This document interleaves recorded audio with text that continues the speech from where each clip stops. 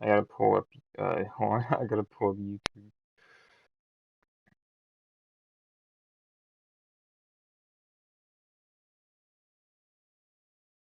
And I could hear myself.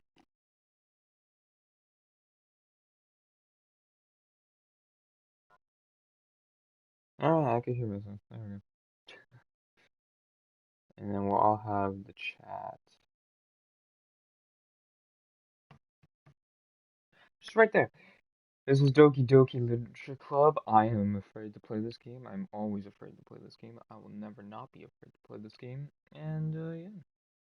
And that person who just joined is probably me.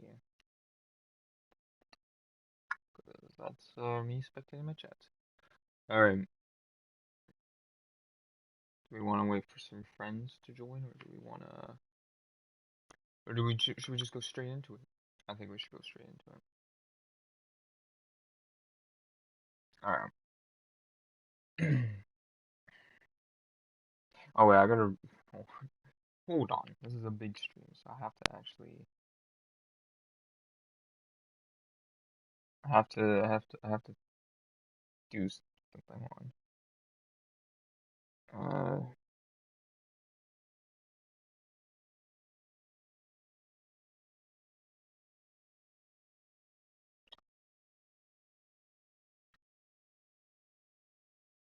Okay, thank you.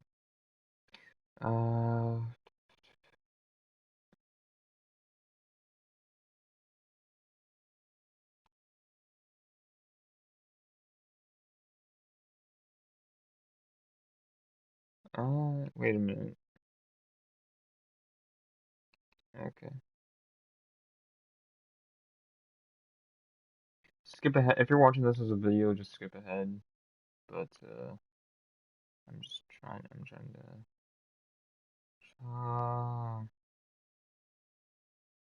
I'm messing this all up.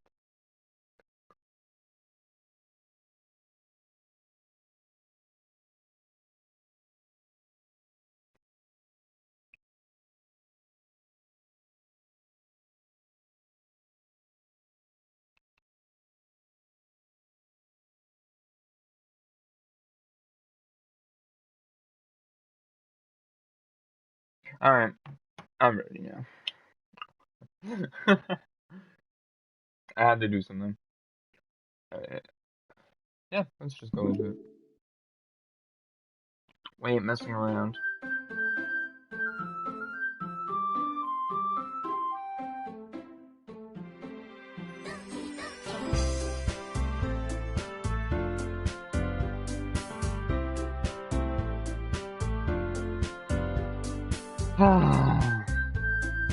Great. Alright. New game. Let's just go into it. Please enter your name.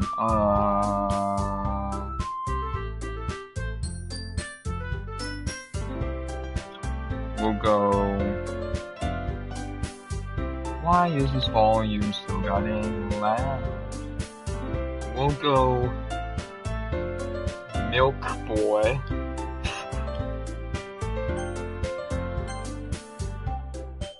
Okay, we gotta turn that audio down. Oh my god.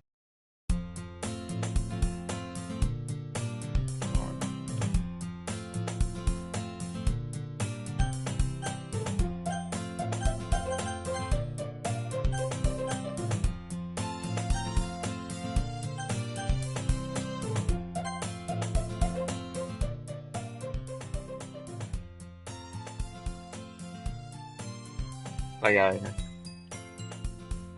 Alright, that... I see an annoying girl running toward me from the distance, waving her arms in the air like she's totally oblivious to any attention she might draw to herself. The girl is Sayori, my neighbor, and a good friend since we were children. You know, the kind of friend you never see yourself making today. But it just kind of works out because we've known each other for so long. We used to walk to school together on days like this. Starting around high school, she would oversleep more and more frequently, and I would get tired of waking her up. But if she's going to chase after me like this, I almost feel better off running away. Oh wow, okay. However, I just sigh and idle in front of the crossway, walk, and let Sayori catch up to me. Oh, do I have to do voices for these people? God, I do voices for these people. No, I overslept again, but I caught you this time. Nope, boy. It may be, but only because I decided to stop and wait for you. You say that like you were thinking about ignoring me. That's me, no boy. Well, if people stare at you for acting weird, then I don't want them to think we're a couple or something. Fine. But oh my god, this music, holy.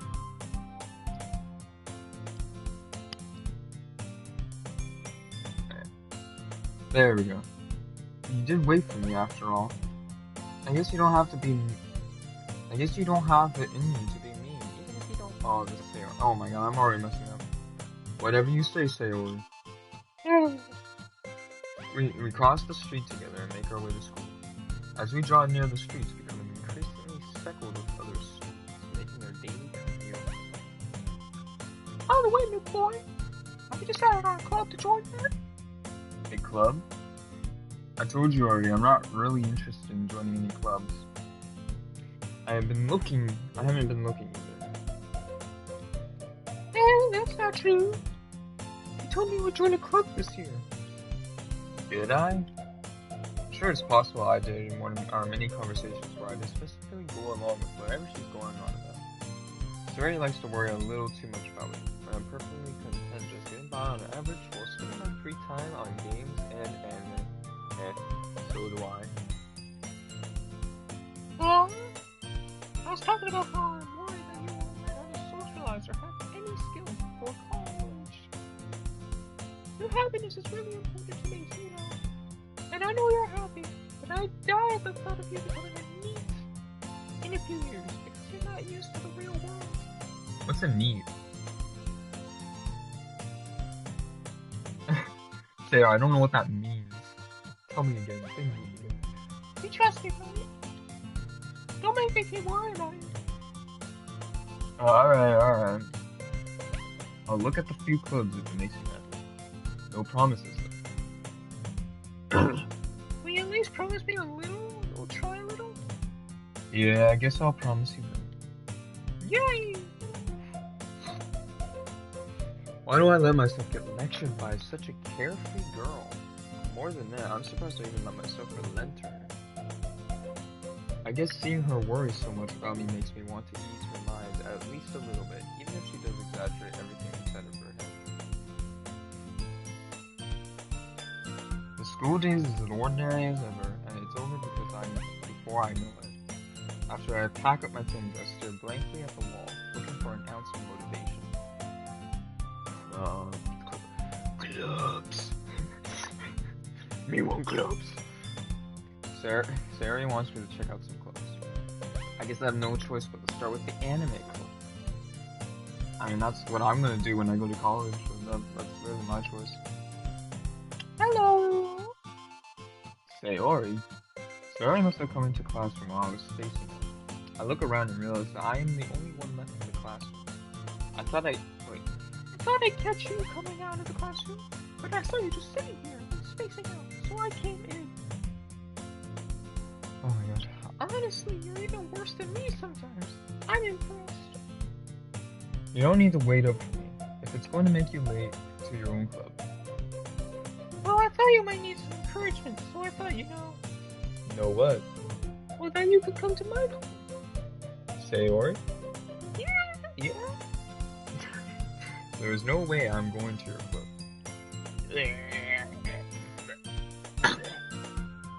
Meaning? Sayori is vice president of the literature club. Not that I was ever aware that she had any interest in literature. In fact, I'm 99% sure she only did it because she thought it would be fun to help start a new club.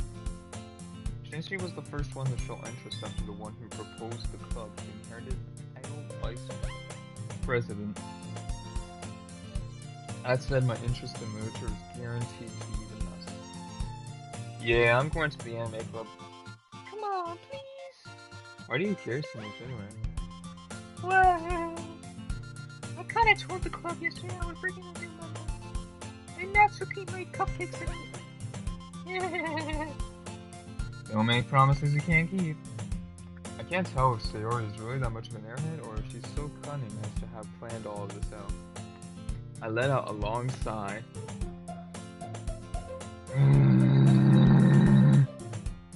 Fine, I'll stop by for a cupcake, okay?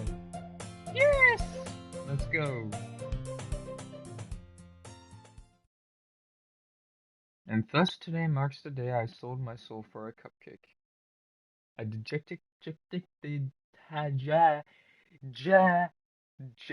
It should start with J. Which follows Sayori across the school and upstairs a section of the school I rarely visit. Sayori, full of energy, swings open the classroom door. Hey, it's the literature club. Everyone, the new member is here. I told you don't call me a new. Wait, oh, sorry, my voice box suddenly turned into your voice for some reason. I told you, don't call me a new member. Yeah, I glanced around the room. Welcome to the literature club. Wait. Oh god, I gotta do a voice for all these guys.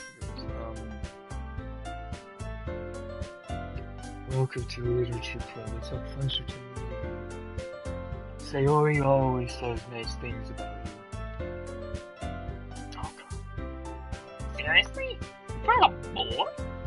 Okay, I can't keep these voices up. I'm just gonna do a voice for Natsuki. Normal. Seriously? You brought a boy? Way to kill the atmosphere. Ah, Milk Boy, what a nice surprise. I'm not doing the voices for all. This is such a freaking hassle. What a nice surprise. Welcome to the club. All words escape me in this situation. This club is full of incredibly cute girls. Yeah, especially the middle one. I'm a big thing for pink hair girls. It's my thing. What are you looking at? If you want to say something, say it. Sorry. Natsuki. The girl with the sour attitude whose name is apparently Natsuki is one I don't recognize. Her small figure makes her look like a first-year student. She is also the one who made cupcakes according to Sayori. You can just ignore her when she's getting movie. Sayori says that. Oh, I was supposed to say that quietly. Okay. Sayori says that quietly into my ear and turns back toward the other girls. I have the best voice acting. I wish. How am I supposed to voice everyone? Anyway, this is Natsuki, always full of energy. And this is Yuri, the smartest of the club. Don't say things like that. Yuri, who appears comparably more mature and timid, seems to have a hard time keeping up with people like Sayori and Natsuki. Well, it's nice to meet you, both of you. And it sounds like you already know Monica, is that right? Oh, I didn't create a voice for her.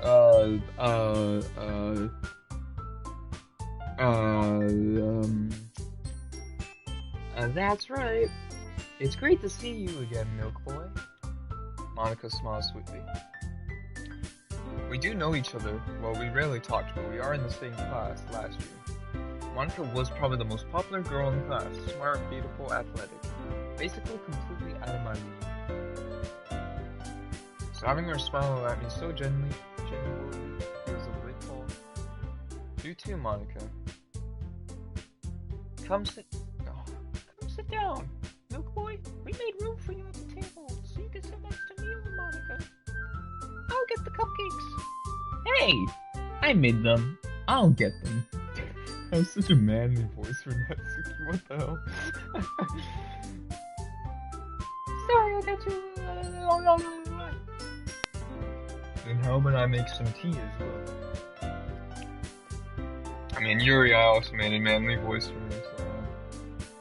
As Syria mentioned, it's been widened so that there is one space next to Monica, and one space next to Sayori. Natsuki and Yuri walk over to the corner of the room where Natsuki grabs a wrapped tray and Yuri opens the closet. Still feeling awkward, I take a seat next to Sayori. Natsuki proudly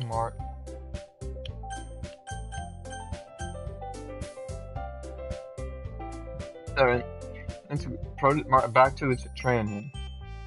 Okay, are you ready? Yeah, she's the choice. No about pink hair girls. Pink hair girls. Yeah, she's the winner. Ta-da! Natsuki lifts the foil off the tray and to reveal a dozen white fluffy cupcakes decorated to look like real cats. The whiskers are drawn with icing. Little pieces of chocolate were... Also, is the audio good? Like, can you hear our game well? And me well? It's good? Bad? Terrible? Amazing? Beautiful? Something I'd win $1 million for?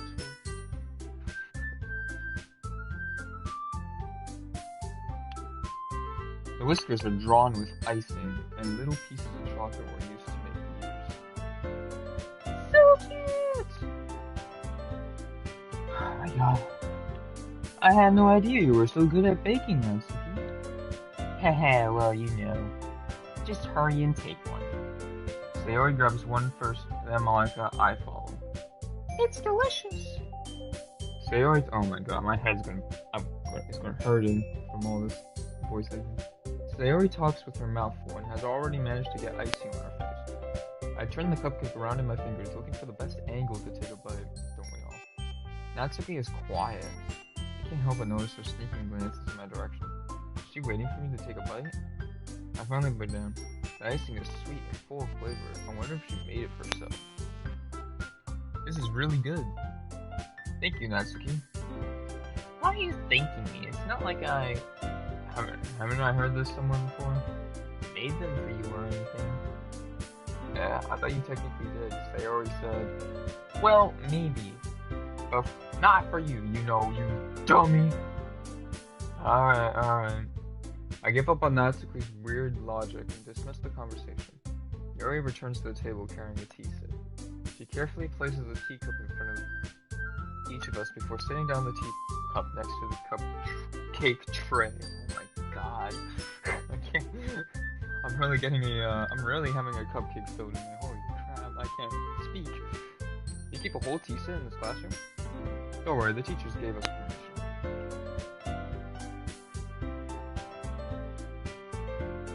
After all, doesn't a hot cup of tea help you enjoy a good book? I guess. Don't let yourself get intimidated. Yuri's just trying to impress you. That's not it. Insulted Yuri looks away. I mean that, you know. I believe you. Well, tea and reading might not be a pastime for me, but I at least enjoy tea. I'm glad. Yuri faintly smiles to herself in relief. Monica raises an eyebrow and then smiles at me. So what made you consider the literature club? I was afraid of this question. Something tells me I shouldn't tell Monica that I was practically dragged here by Sayori. Well, I haven't joined any clubs yet, and Sayori seems really happy here, so... That's okay. Don't be embarrassed. I'll make sure you feel right at home, okay? This freaking fly, holy crap. As president of the Literature Club, it's my duty to make the club fun and exciting for everyone. Sorry, fly. Monica, I'm surprised. How come you decided to start your own club? You could probably be a board member of any of the major clubs. Weren't you the leader of the debate club last year? Well, you know. To be honest, I can't stand all the politics around the major clubs. It feels like nothing but arguing about the budget and publicity of how to prepare for the events. I'd much rather take something I personally enjoy and make something special out of it. And if it encourages others to get into literature, then I'm fulfilling that dream. Monica really is a great leader. Yuri also nods in agreement. Then I'm surprised there aren't more people in the club yet. It must be hard to start a new club. You could put it that way. Not many people are very interested in pointing out the effort to start something brand new. Especially when it's something that doesn't grab your attention, like literature. You have to work hard to convince people that you're both funny and worthwhile. but it makes school events like the festival that more important. I'm confident we can all really grow this club before we graduate. Right, everyone? Yeah! We'll do our best. You know it. Everyone enthusiastically agrees. Such different girls, all interested in the same goal. Monica must have really worked hard just to find these three. Well, you know what? Monica really worked hard to get the pink hair girl, and that's all I care about. Natsuki, yeah. Maybe that's why they were all so delighted by the idea of the new literature. Though I still don't really know if I can keep up with their level of enthusiasm about literature. So, Milk Boy, what kind of things do you like to read? Well, considering how little I've read these past 3 years, I don't really have a good way of answering that. Manga? This guy's literally me. This guy's literally me. I literally only read manga. I mutter quietly to myself, half joking. Natsuki's head suddenly perks up. We won her, boys. We won her. It looks like she wants to say something, but she keeps quiet. Not much of a reader, I guess. Well, that can change. What am I saying? I spoke without thinking after seeing Yuri's sad smile. Anyway, what about you, Yuri? Well, let's see. Yuri traces the rim of her teacup with her finger. My favorites are usually novels that build deep and complex fantasy worlds. The level of creativity and craftsmanship behind them is amazing to me. And telling a good story in such a foreign world is equally impressive. Yuri goes on, clearly passionate about her reading. She seems so reserved and timid since the moment I walked in, but it's obvious by the way her eyes light up that she finds her comfort in the world of books, not people. But you know, I like a lot of things. Stories with deep psychological elements usually immerse me as well. But I hate manga. Manga sucks. Isn't it amazing how a writer can so deliberately take advantage of your own lack of imagination to completely throw you for a loop? Anyway, I've been reading a lot of horror lately. Oh my god. Okay, yeah, no, this ain't her. I'm not a horror person. I hate horror movies. This ain't the girl. This ain't the girl. I read a horror book once. I read a horror, yeah. I desperately grasped some. I guess right here he might as well be having a conversation with a rock. Really? I wouldn't have expected that, Yuri. There's no one as gentle as you. I guess you could say that. But if a story makes me think or takes me to another world, then I really can't put it down. Surreal horror isn't often very successful at changing the way you look at the world, if only for a brief moment. I hate horror. Yeah! Team hate horror. Oh, why is that? Well, Mitsuki's eyes dart over to me for a split second. Never mind. That's right, you usually like to write about cute things, don't you, Natsuki? What? What gives you that idea? You left a piece of scrap paper behind last club meeting. It looked like you were working on a poem called... Don't say it out loud! And keep that back. Fine. Hey, your cupcakes, your poems. Everything you do is just as cute as you. Sayori slides up behind Natsuki and puts her hands on her shoulders. Oh my god. I'm not cute. Natsuki, you write your own poems? Well, I guess sometimes. Why do you care? I think that's impressive. Why don't you share them sometime? No. Natsuki averts her eyes. You wouldn't like them. Not a very confident writer yet. I understand how Natsuki feels. Sharing that level of writing takes more than just confidence. The truest form of writing is writing to oneself. You must be willing to open to your readers, exposing your vulnerabilities and showing even the deepest reaches of your heart. Do you have writing experience too, Yuri? Maybe if you share some of your work, you could set an example and help Natsuki feel comfortable enough to share hers.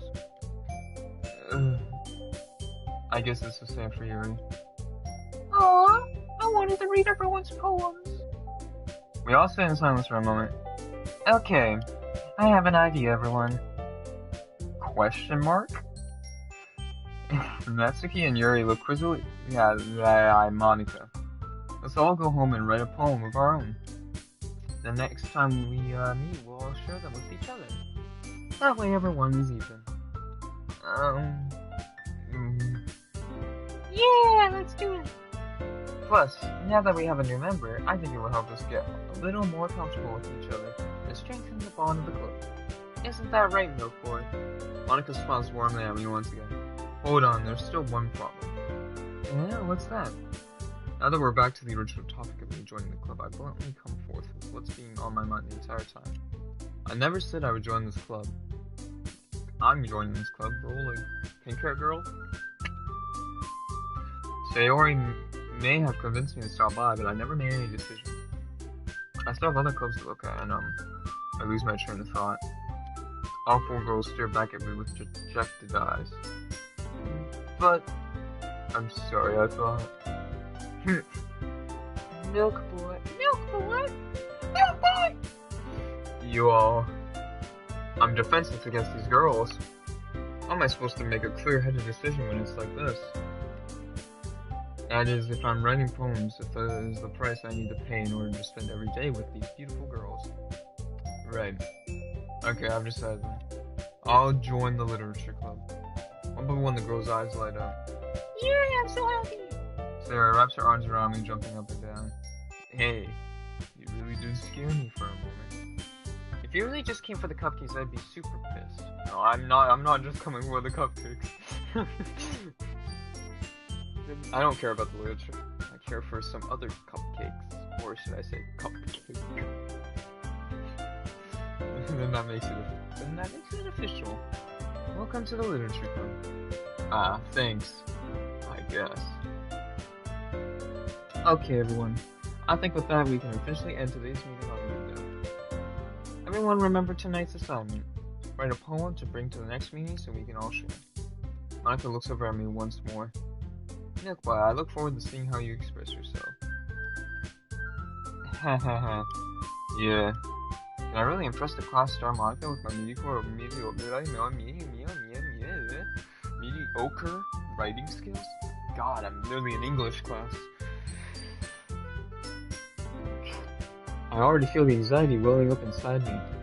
Meanwhile, the girls continue to chit-chat as Yuri and Natsuki clean up their food. Hey, Milk boy! Since we're already here, do you want to walk home together? That's right, Sayori and I never walk home together anymore, but she's always stayed after school for clubs. Sure, might as well. Yay! With that, the two of us depart the club room and make our way home. The whole way, my mind wanders back and forth between the four girls. Sayori, Natsuki, Yuri, and of course, Monica. Will I really be happy spending every day after school in the literature club? Perhaps I'll have a chance to go closer to one of these girls. Alright, I'll just need to make the most of my circumstances, and I'm sure good fortune will find me. And I guess that starts with writing poems then.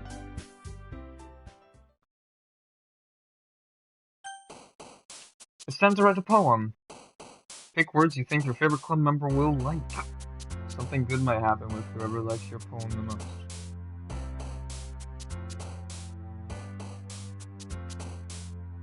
Okay. We want to go for Natsuki. We want to make Natsuki like our poem, so... Cute.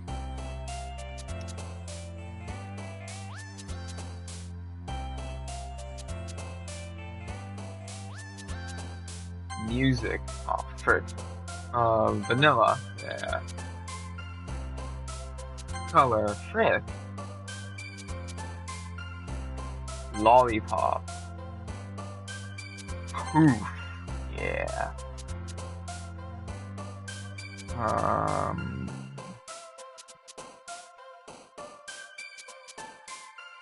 Dream. Oh, crap. Flower. Frick. Oh my god. Fluffy. Anime.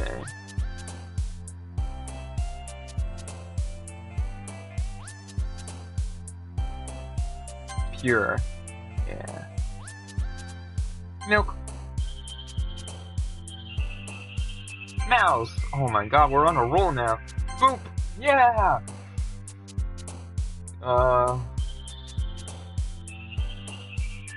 cheeks!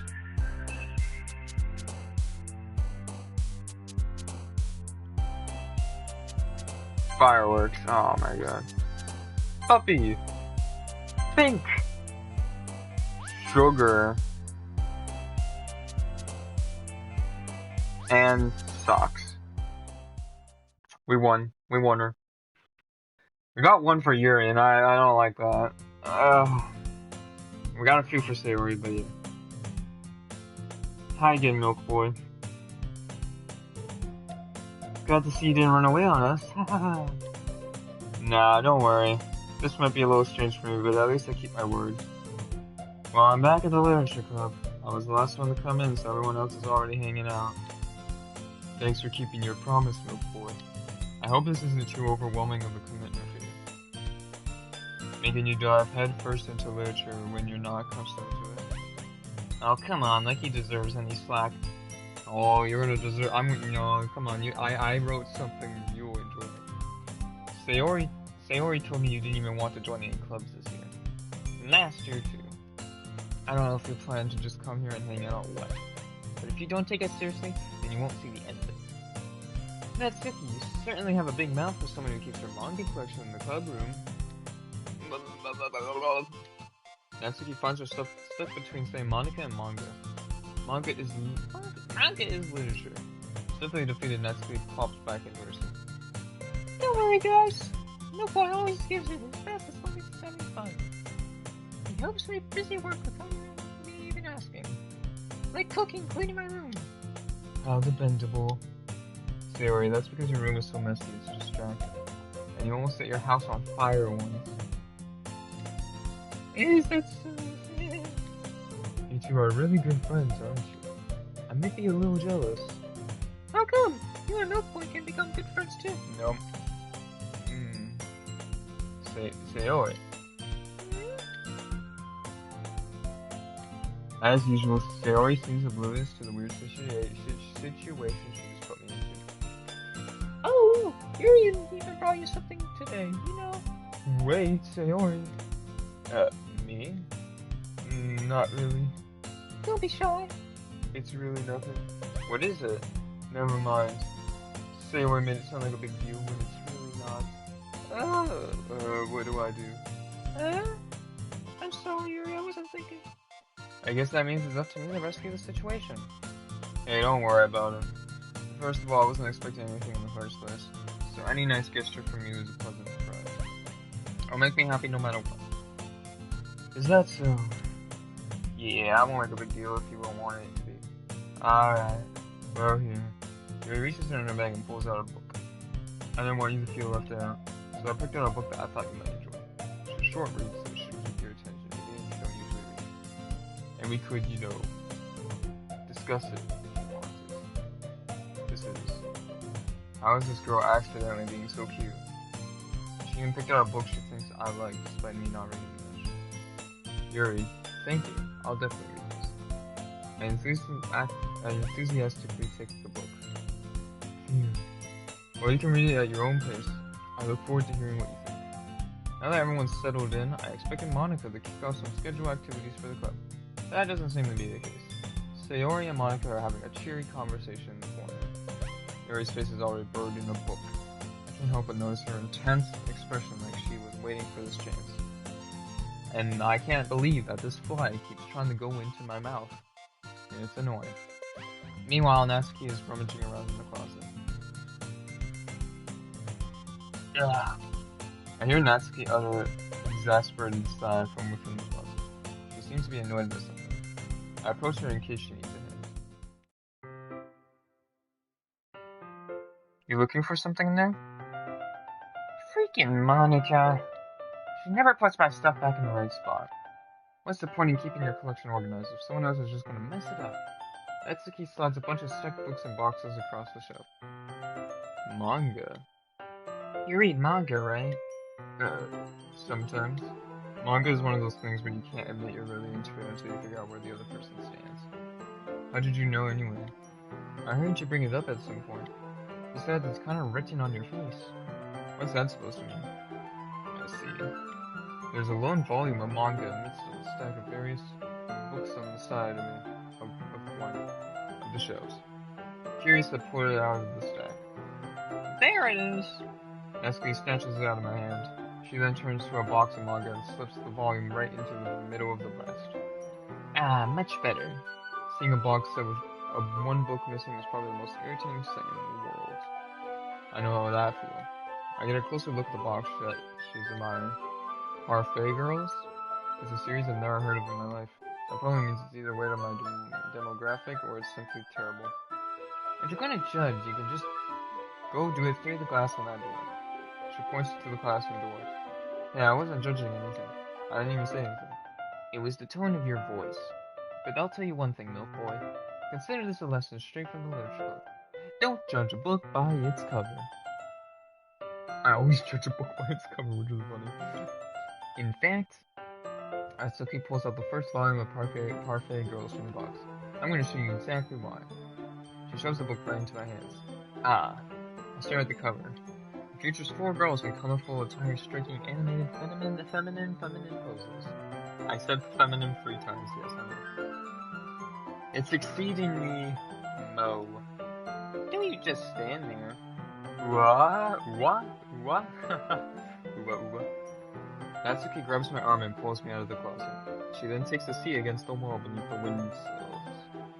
She pats on the ground next to her, signaling me to sit there.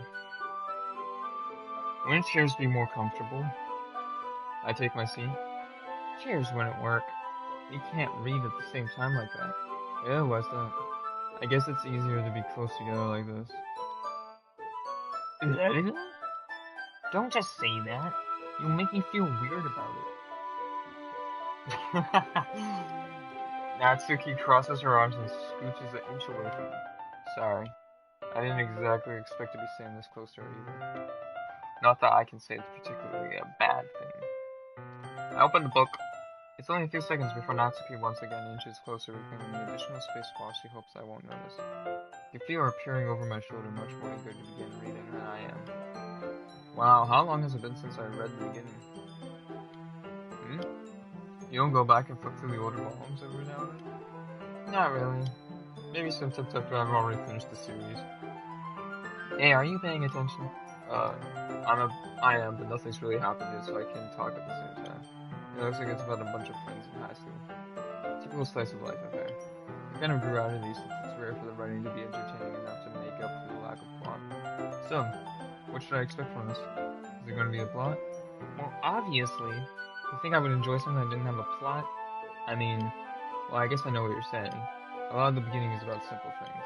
Like there's a really funny chapter where they're obsessed with the guy at the ice cream shop. But that just helps you to get to know the characters. And besides, it's still entertaining. But later on, there's all kinds of drama. Like when they get in all their backstories and when some of the romance starts to happen. That's really what makes it so good. There's so many touching parts. Ah, is that so? Sounds like you really know what you're talking about. Maybe I underestimated you. Hey, wait. What's that supposed to mean? Ooh-wah. My guy really likes saying ooh-wah. Natsuki gives me a little shove. I just meant that I haven't yet seen you at your full power. Good save. Ah, this chapter seems like it's about baking. This is just a guess, but is there a lot of baking in this manga? Well, Natsuki pauses for a moment as she doesn't want to admit something. Yeah. Why does that matter? It doesn't. I was just curious. You said you enjoy baking too, right? That's just a coincidence. I just happened to get into baking around the same time I got this manga. Like I would never get into anything because of it. It's in a manga. I feel bad for anyone that's impressionable. Definitely not a coincidence. I guess that explains Natsuki's interest in baking. Still, of all the hobbies to pick up from a manga, that's definitely one of the better ones. Not to mention she's really good at it, so who am I to judge? Aww. It's actually pretty cute. We read on for a few more minutes. I finished a couple of chapters at this point. Are you sure this isn't boring for you? It's not. Even though you're just watching me read? Well, I'm fine with that. If you say so. I guess it's fun sharing something you like with someone else. I always get excited when I convince any of my friends to pick up series I enjoy. You know what I mean? You don't? That's not... Well, I wouldn't really know. What do you mean? You share your manga with your friends? Could you not rub it in? Jeez. Ah, sorry. I could ever get my friends to read this. They just think manga is for kids. I can't even bring it up with them being all like, yeah, you still haven't grown out of that yet? Makes me want to punch them in the face. Yeah, I know those kinds of people. Honestly, it takes a lot of effort to find friends who don't judge, much less friends who are also into it. I'm already kind of a loser, so I guess I gravitated toward the other losers over time. But it's probably harder for someone like you. Yeah, that's pretty accurate. Wait, which part? I mean, I feel like I can't even keep it in my own room. I don't even know what my dad would do if he found this.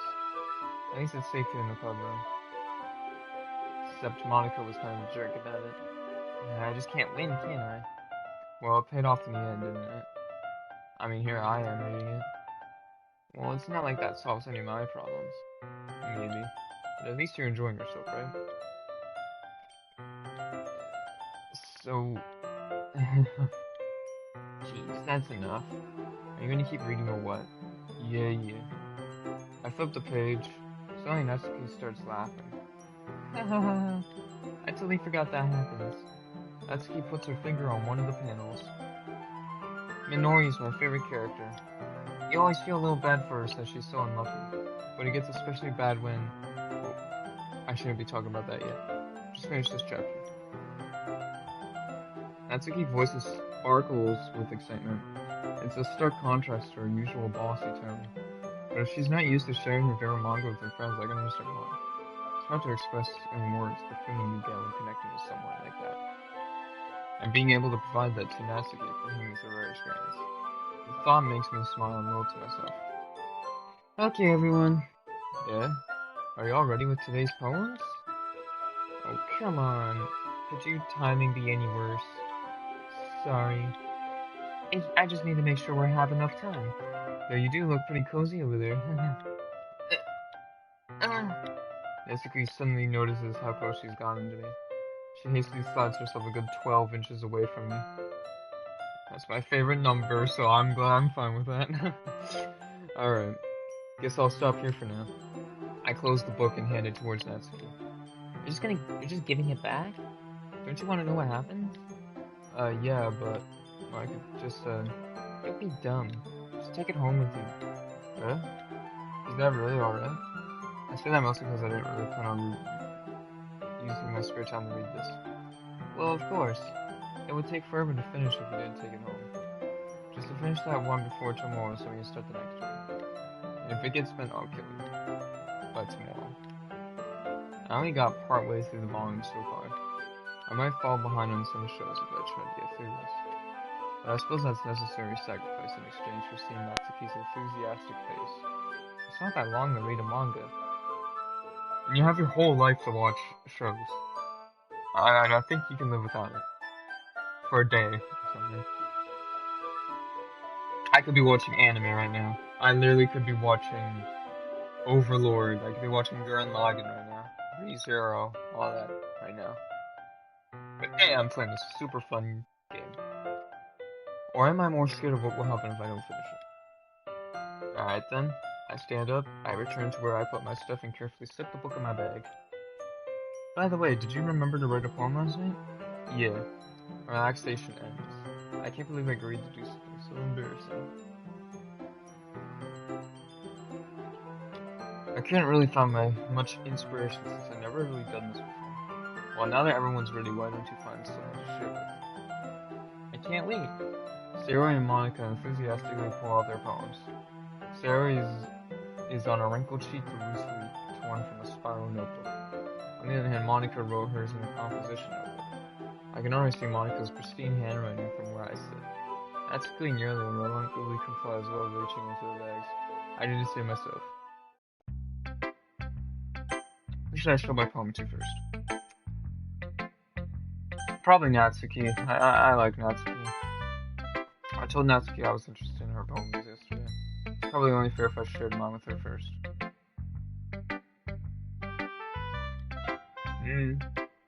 Okay, well, let's start with things I don't like. First of all, Natsuki rereads my poem. She knows it. She likes it. She likes it because we did like what? We had one thing for Yuri and we had like 4 for Sayori, and then the rest was Natsuki. Never mind. I don't feel like giving you my opinion. Yeah? Then what's the point of starting in the first place? I wrote this when I could have been doing other things. In fact, remember how I said I wanted to read your poems? That's what I had in mind when reading this. I want to help you feel comfortable enough to share yours. Like Monica said. Well, I would be more comfortable sharing my poem if yours was really bad. You were supposed to show me some dumb poem and make me go, ha! Well, it's not that great, but let me show you what real literature is like. And then you went and ruined it. I hope you're happy. So in other words, you're saying you liked it. Natsuki retort gets caught in her throat. You don't understand anything, do you? I already told you that you don't have to go announcing it to the world like you're so self-important. Pretty sure you never actually said that. I say that mostly to myself. Natsuki must really hate me or something. I can't figure out if it's a win or a loss that she liked my poem. In any case, you still need to show me yours, right? Yeah, fine, I guess. Only because Monica will make me if I don't. Eagles can fly, monkeys can climb, crickets can leap, horses can race. Owls can seek, cheetahs can run, eagles can fly, people can try. But that's about it. Yeah. I told you that you weren't gonna like it. I like it. What? Just be honest. I am. Why are you so convinced that I wouldn't like it? Well, because everyone in high school thinks that writing has to be all sophisticated and stuff. So people don't even take my writing seriously. But isn't that the point of poems for people to express themselves? Your own style want to make your message any less valid. Yes, exactly. I like when it's easy to read, but it hits you hard. Like in this poem. Seeing everyone around you do great things can be really disheartening. So I decided to write about it. Yeah, I understand. But the other nice thing about simple writing is that it puts more weight on the wordplay. Like I set up a rhyme at the end, but that makes it fall flat on purpose. Helps bring out the feeling in the last line. So you did. I guess more went into it than I realized. That's what it means to be a pro. I'm glad you learned something. Didn't expect that from the youngest one here, did you? Yeah, I guess not. I just had to humor her with the last comment. I don't really care how old everyone is, but Natsuki is feeling proud that I won't take that any away from her. My goodness.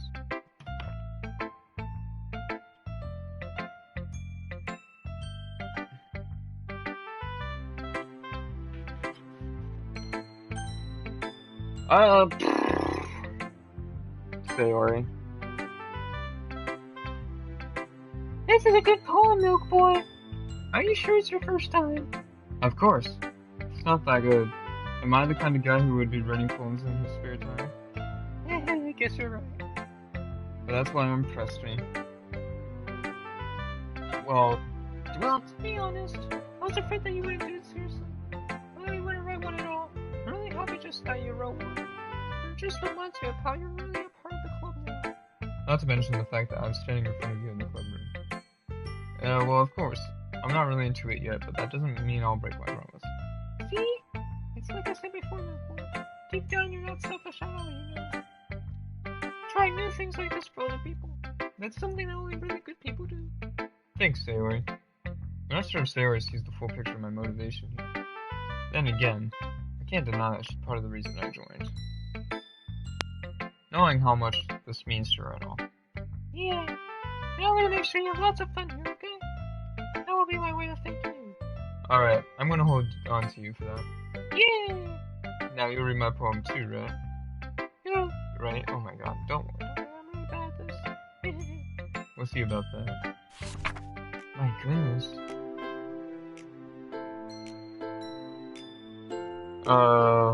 Hope you guys are enjoying the stream. Dear sunshine, the way you glow through my blinds in the morning, it makes me feel like you miss me. Kissing my forehead to help me out of the bed, making me rub the sleepy from my eyes. Are you asking me to come out and play? You trusted me to wish away a rainy day. I look above the sky's blue. It's a secret, but I trust you too. If it wasn't for you, I could sleep forever. But I'm not bad. I want breakfast. Say, Ori, this is just a guess, but did you wait until this morning to write this? No. Just a little bit. You can't answer just a little bit. It's a yes or no question. I forgot to do it last night. Well, at least that makes me feel a little better about myself. Don't be mean. I'm still trying my best. Ah, yeah. I didn't mean to say that it was a bad poem. It came out nice, or how should I put it? It sounds just like you. Really? Yeah. Especially that last line. I made eggs and toast. Even though you were late to school. It's bad to skip breakfast. I get all cranky. Well, I guess there's no point in arguing. Anyway, thanks for showing me. This is so much fun. Monica's the best. Ah, yeah. But next time I won't forget. Now I write the best poem ever. Well, I guess I look forward to it. Sorry, my voice box keeps switching to your other voices. Should I show my poem to next? Monica. Hi, Milk Boy. Having a good time so far? Ah, yeah. Good, glad to hear it. By the way, since you're new and everything, if you ever have any suggestions for the club, like newer tactics or things can do better, I'm always listening. Don't be afraid to bring things up, okay? Alright, I'll keep that in mind. Of course I'll be afraid to bring things up. I'm much better off just going with the flow until I'm more settled. Anyway, want to share your poem with me? It's kind of embarrassing, but I guess I have to. Don't worry, Milk Boy. We're all a little embarrassed today, you know. But it's that sort of barrier that we'll all learn to get past it. Yeah, that's true. I am Monica, my poem. I like you, Milk Boy. Really? It's a lot cuter than I expected. Oh, jeez. No. This kind of makes me think of something not so cute, right? Yeah. And she's a good writer too. So take that as a compliment. If you say so. Yeah. There are a lot of poems with stories out there, and no matter than a few simple words. They can be funny, enduring, or even sad. And sometimes they're only a few lines long.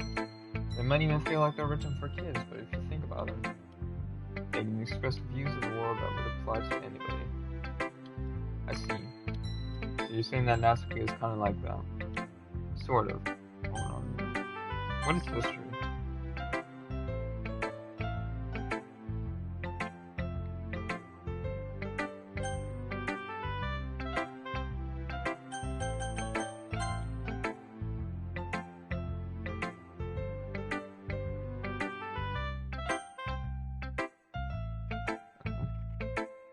Maybe she's not an expert. But you probably won't find much filling in her poems. They might be easy to read, but they're super challenging to get the meaning through. So I can see why it would be your kind of poem to explore. I'm sure I'll end up trying different things a lot. It could take a while before I feel comfortable doing this. That's okay. I'd love to see you try new things.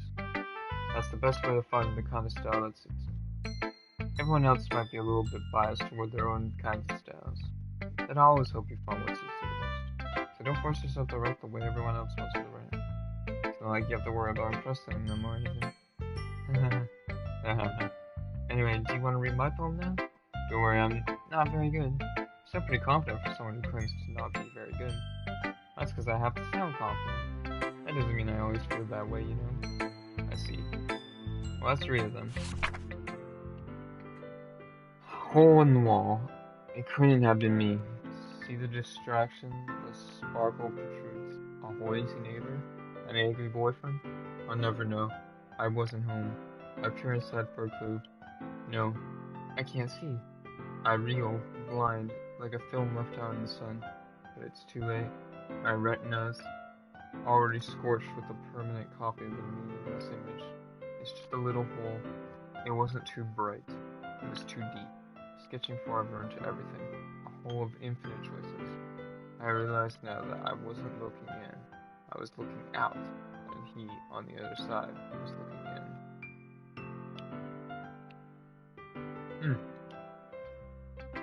So what do you think? It's very freeform, if that's what you call it. Sorry, I'm not really the right person to ask for feedback. It's okay. Yeah, that kind of style has gotten pretty popular nowadays. That is, a lot of poems have been putting emphasis on the 10 routine words and lines. When performed out loud, it can be really powerful. What was the inspiration behind this one? Well, I'm not sure if I know how to put it. I guess you could say I had some kind of epiphany recently. It's been influencing my poems a bit. An epiphany? Yeah, something like that. I'm kind of nervous to talk about deep stuff like that because it's coming out of kind of coming on strongly. Maybe after everyone is better friends with each other. Anyway, Miss Monica's running tip of the day. Sometimes when you're writing a poem or a story, your brain gets too fixated on a specific point. If you try so hard to make it perfect, then you'll never make any progress. Just force yourself to get something down on the paper and tidy it later. Another way to think about it is this. If you keep your pen in the same spot for too long, you will just get a big dark puddle. So just move your hand and go with the flow. That's my advice for today. Thanks for listening. Yeah, we got your April. Wow.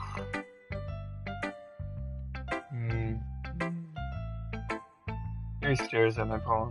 A minute passes more than enough time for her to finish it. Oh, sorry. I forgot to start speaking. It's fine, don't force yourself. I just need to put my thoughts into words. Hold on. Okay. This is your first time writing a poem, right? Yeah. Why do you ask? I'm just making sure.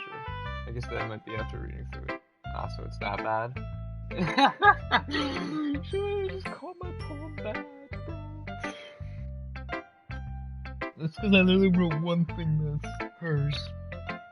No. Did I just raise my voice? I'm sorry. Yuri buries her face in her hands.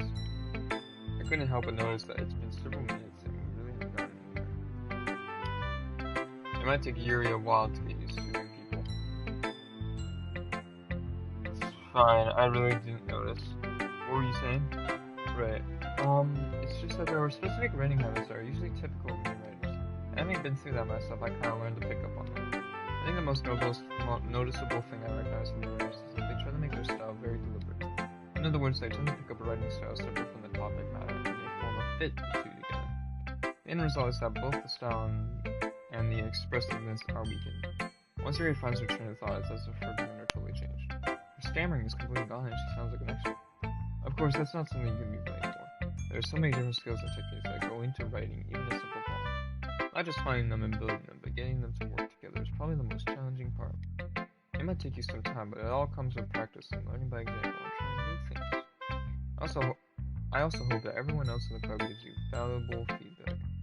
SK can be a little bit biased though. Biased? How? Well, never mind. I shouldn't be talking about people like that. Sorry. It's fine. I'm not sure if Yuri's apologizing to herself, to me, or to Natsuki. Do you mind if I read your poem now? Please do. I love to share my thought process behind it. Yuri smiles dreamily as if there are a rare opportunity for her, which is so is kind of funny. After all, isn't this supposed to be a literature club? Oh, can I even read this? Oh god, Ghost Under the Light. The something of my hair illuminate beneath the amber glow.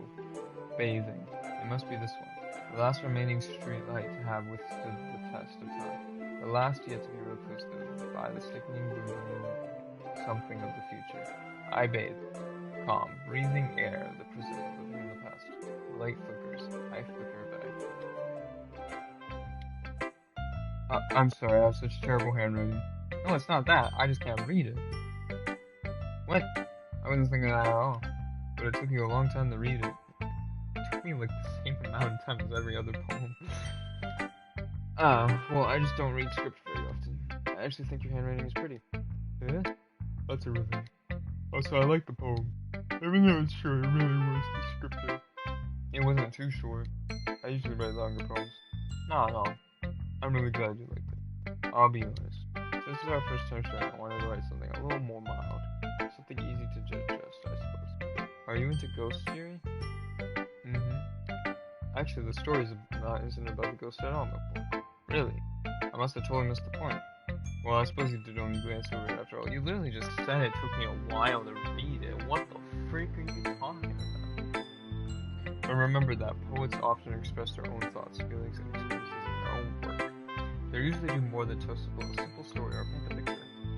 In this case, perhaps the subject of the poem is only being symbolically compared to a ghost. Lingering in a life's remaining place and comfort, unable to get through the past, and soon to be left with nothing. That's a lot more solemn putting it that way. I hadn't even thought about that. That's impressive. It's nothing really. Well, it makes me happy that you think that. Just remember that it won't be long before you pick up on these things too. Yeah, maybe you're right. I guess I'll have to keep trying. I'm counting on you. Phew. I guess that's everyone. I glanced around the room. That was a little more stressful than I anticipated. It's as if everyone is judging me for my mediocre writing abilities. Even if they're just being nice, there's no way our poems can stand up to theirs. This is a literature club after all.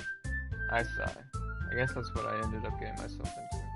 Across the room, Sayori and Monica are happily chatting. My eyes land on Yuri and Natsuki. They gingerly exchange sheets of paper sharing their respective poems.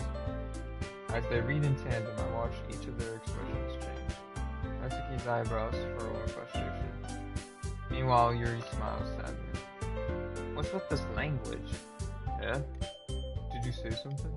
Oh, it's nothing. Natsuki dismissively returns the poem to the desk and with one hand. I could say it's fancy. Ah, thanks. Yours is cute. Cute? Did you completely miss the symbolism or something? Clearly I got the feeling of giving up. How can that be cute? I know that. I just meant the language, I guess. I was trying to say something nice. Yeah? You mean you have to try that hard to come up with something nice to say? Thanks, but it really didn't come out nice at all. Well, I do have a couple of suggestions. If I was looking for suggestions, I would have asked someone who actually liked it. Which people did, by the way. Sayori liked it, and Milk Boy did too. So based on that, I'd gladly give you some suggestions of my own. First of all, excuse me. I appreciate the offer, but I spent a long time establishing my writing style. I don't expect it to change anytime soon, unless of course I come across something particularly inspiring, which I haven't yet. And Milk Boy liked my poem too, you know. He even told me he was impressed by it. Natsuki suddenly stands up. Oh? I didn't realize you were so invested in trying to impress our new member, Yuri. The music stopped all of a sudden. I don't like that the music stopped. I like the music. I want the music to come back, please. Yeah? Oh, okay, there we go. That's not what Yuri stands up as well. Maybe you're just jealous that my boy appreciates my advice more than he appreciates yours. Huh? And how do you know he didn't appreciate my advice more? Are you that full of yourself? No. If I was full of myself, I would deliberately go out of my way to make everything I do open. Is everyone okay? Well, you know what? I wasn't the one whose boobs magically grew a size bigger as soon as Milk Boy started showing up. Natsuki. Natsuki, that's a little... This doesn't involve you. I don't like hurting guys. Suddenly, both girls turned towards me as if they noticed I was just standing there. Milk Boy, she's just trying to make me look better. That's not true. She started it. If she could go over herself and learn to appreciate that simple writing is more effective, then this would have happened in the first place. What's the point of making your poems all convoluted for no reason? The meaning should just jump at the reader, not force them to have to figure it out. Help me explain that to her, Milk Boy. Wait, there's a reason we have so many deep and expressive words in our language. It's the only way to convey complex feelings and meaning the most effectively. Avoiding them is only unnecessary, limiting yourself. It's also a waste. You understand that, right, Milk Boy? Well... How did I get you writing this in the first place? It's not like I know anything about writing. But whoever I agree with will probably think more highly of me. So of course that's gonna be... Natsuki. You're really talented. Well, but Natsuki has a point. I think that I recommend writing an attempt to back myself up. I think that conveying feelings with few words can be just as impressive as well. It lets the reader's imagination take over. And Natsuki's poem did a really good job at that. Yeah! It did, didn't it? Shows how much you know. That's not Natsuki. I think that's enough. Huh? Me? But she was so mean to me. Voice what we talked about yesterday was writing is a really personal thing. And sharing it can definitely be hard. It looks like we learned that today. Oh my god. Even small criticism, oh my god. Even small criticism can lead to something pretty heated. I glanced over my shoulder. Sarah is nodding vigorously. Yeah, so you don't need to feel threatened. You're a great writer, Natsuki. Natsuki's voice gets calm and surprised. Thanks for noticing. She finally mutters that barely audible. Yuri. He looks at me dejectedly. With a face like that, I can't help but feel bad for her as well. I'm sure that Natsuki didn't mean everything she said. So you don't need to feel threatened, either. Whoa. If you say so. Hey! It's not like you need to apologize to me, my boy. Sheesh. Natsuki takes a breath. I think about... Natsuki grabs the wrong room. When everyone stopped staring at me, I swear that Natsuki had a harder time with it than she boasted. Sorry, Monica looked away. Anyway, think about your boobs. I didn't mean it. That's all. Natsuki looks away, avoiding eye contact with anyone. Yeah, you're naturally beautiful, Yuri. Sayori. I'll go make some tea. Yeah, I was just trying to help. I'm sure she appreciated it, Sayori. I pat Sayori on the shoulder. Well, now that we're past that, everyone read each other's phones, right? I hope that it's worthwhile for everyone. Especially you, Malfoy. And to be honest, it's a nice change of pace from the racing around we got a little used to. This has all been in one day, right? This has all happened in one day. Oh my god, bro. So my joining the club was responsible for ruining the atmosphere? No, not at all, not at all. There's still time before we go home, so we'll all relax for a bit. Of course, besides chatting, we do literature-related things in the club room. So maybe you can take a chance to pick up a book or do some writing. After all, that's what the club is for. I disagree, Monica. Yeah? About what? That's not the most important thing about the literature club. The most important thing is having fun. Of course. Well, I guess that's why you're the vice president, Sayori. In the end, though, Monica's right. Being in the literature club probably means I can't spend all the time doing nothing. But in the end, I guess it's been worth it so far. Okay, it's just about time for us to leave. How do you all feel about sharing poems? It was a lot of fun. I'd say it was worth it. It was alright, well, mostly. Milkboy, how about you? Yeah, I'd say the same. It was neat to talk about with everyone. Awesome. In that case, we'll do the same thing tomorrow. And maybe you'll learn something from your friends too. So your poems will turn out even better. I think to myself, I did learn a little more about the kinds of poems everyone likes. If any luck, that means I can at least do a better job impressing those I want to impress. I nodded myself for a newfound determination. Milkboy, ready to walk home? Sure, let's go. Sayori beams at me. It really has been a while since Sayori and I have spent this much time together. I can't really say I'm not enjoying it either. Sayori, oh, what happened earlier? No, what do you mean? You know, between Yuri and Natsuki. Does that kind of thing happen often? No. That's really the first time I've seen them play like that. I promise they're both wonderful people. You don't hate them, do you? No, I don't hate them. I just wanted your opinion, that's all. I can see why they make good friends. Phew. You know, Malfoy, it's not that I got to spend time with you in the club. But I think seeing you get along with everyone is what makes me the happiest. And I think everyone really likes you too. That's... Hey! Every day is gonna be so much fun.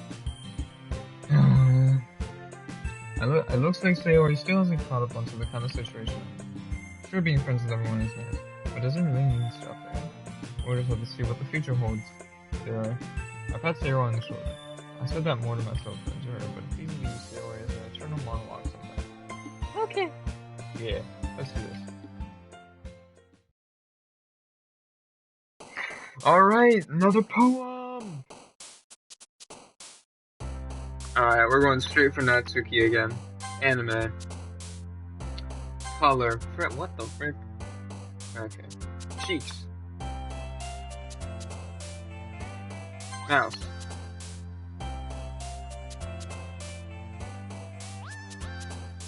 Oh, wait. No, that's a mistake. Lollipop. Doki. What's Doki Doki? Oh my god. Okay.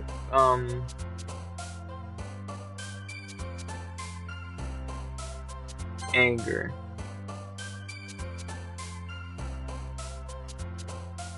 Vacation. Oh my god. Pink. Poof. Funny. Sweet. What? Papa.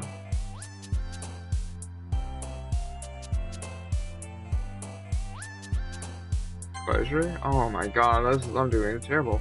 Cute. Pop.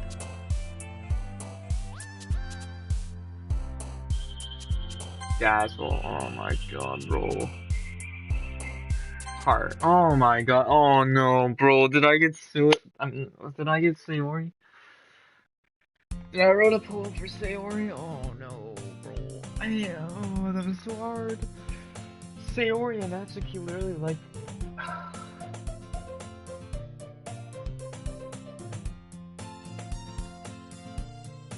Better go for Natsuki, bro. I accidentally clicked one twice. God damn it. Oh, that's a rip. I might have accidentally wrote a poem for Sayori. I've gotten a little more comfortable here over the past couple of days. Entertaining the club room, the usual scene routine. Today? I'm just still not used to being in the club, that's all. I see, that's pretty simple that you oh my. Sorry, I accidentally wrote a poem for you, so my mind's all, and my hair is going.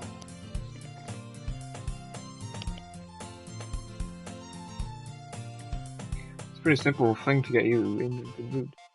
But I guess it's always the things with you anyway. Which? No reason really. I just wanted to look at it. Oh. Sayori nervously retrieves her coin purse. She fumbles with the latch and gets it open. Then she turns it upside down and lets the contents spill on the desk. If you had enough money in the first place, you would have bought a snack before coming to the club. So either you're not hungry and wanted an excuse to take a walk, or you plan to conveniently forget that you spent all your money so that I would lend you some. There's one more thing. You're always hungry. So that only is the one option. Yeah, I give up. Don't make me feel guilty. You feel guilty? That means you deserve to feel guilty. Haha. You're really suddenly guilty. Eh? I didn't notice that she was listening. Her face is in her book as always. I wasn't listening right now. It was just something in my book. Yuri! Tell me when you let me borrow some money.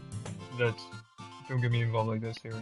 Besides, you can only buy what you can responsibly afford. And frankly, after putting a mischievous goal, it was time.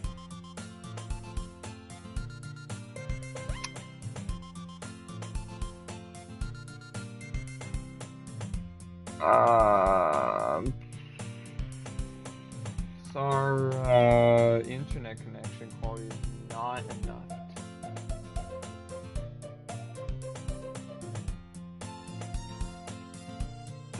I'm just gonna make sure my stream is working before it freaking crashes, dog.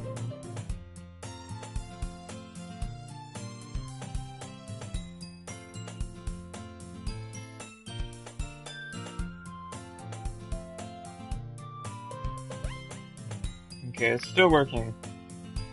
Don't ever give me that warning again. You're scaring me. My god. my stream just ends. And frankly, after pulling a mischievous little stunt like that, your suffering is fair enough with I didn't mean that. I got too absorbed in my book. I really like when you speak your mind, Yuri. It doesn't happen much, but it's fun strategy. There's no way you could think that. You were right, though. I did something bad and now I have to accept the revolution. Retribution. Yeah. Still, coming from you, Sayori, I guess there's a little devil inside of us all. Don't let her fool you. Sayori knows exactly what she's doing. After all, she told you guys she was bringing me to the club before she even told me. But you ended up coming for where I have the cupcakes. So I had? So I had to trick Natsuki to make them. Come on, give me more credit than that, Sayori. Out of nowhere, something smacks Sayori in the face and tumbles onto her desk. She oh my god. Yeah! Ow! It was, a cookie. Sure enough, it's a giant cookie wrapped in plastic. Sayori glances around. Is this a miracle? It's because I paid my restitution. Retribution. Actually, the other one's almost worse. I was just gonna give it to you, but then I heard you blab about the cupcakes. It was totally worth seeing your action, though. Natsuki! That's so nice of you. I'm so happy. Sayori hugs the cookie. Jeez. Just eat it. Sayori rapidly tears open the wrapper and takes a big bite. So good. Sayori suddenly claps her hands over her mouth. I bit my tongue. You're going through a lot over just one cookie. Natsuki takes a bite of her own cookie. Yours looks really good too, Natsuki. Can I try it? Jeez. Bakers can't be choosers. But yours is chocolate. Yeah? Why do you think I gave her that one? Still, I'm really happy that you shared this one. Sayori gets out of her seat and goes behind Natsuki and then wraps her arms around her. Ah, jeez. I get it. Cookie still in hand, Natsuki reaches up to nudge Sayori. Sayori suddenly leans down and takes a bite of Natsuki's cookie. Hey! Did you just seriously just do that? Mm-hmm. Now full, Sayori trots away to safety. Yuri and I laugh as well. Jeez, you're such a kid sometimes. Monica, can you tell Sayori? Yeah? Natsuki glances around. Monica isn't in the club room. Ugh. Where's Monica anyway? Good question. Have any of you heard anything about her being late today? Not me. Yeah, I haven't either. That's a bit unusual. I hope she's okay.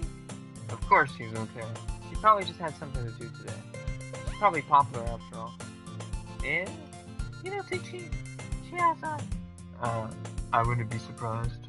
She's probably more desirable than all of us combined. Yeah, that's true. Excuse me? Suddenly the door swings open. Sorry, I'm super sorry. Ah, there you are. There you are. There you go. Voice box. I didn't mean to be late. I hope you guys weren't worried or anything. Monica chose the couple for her boyfriend after all. You're so strong-willed. Boyfriend?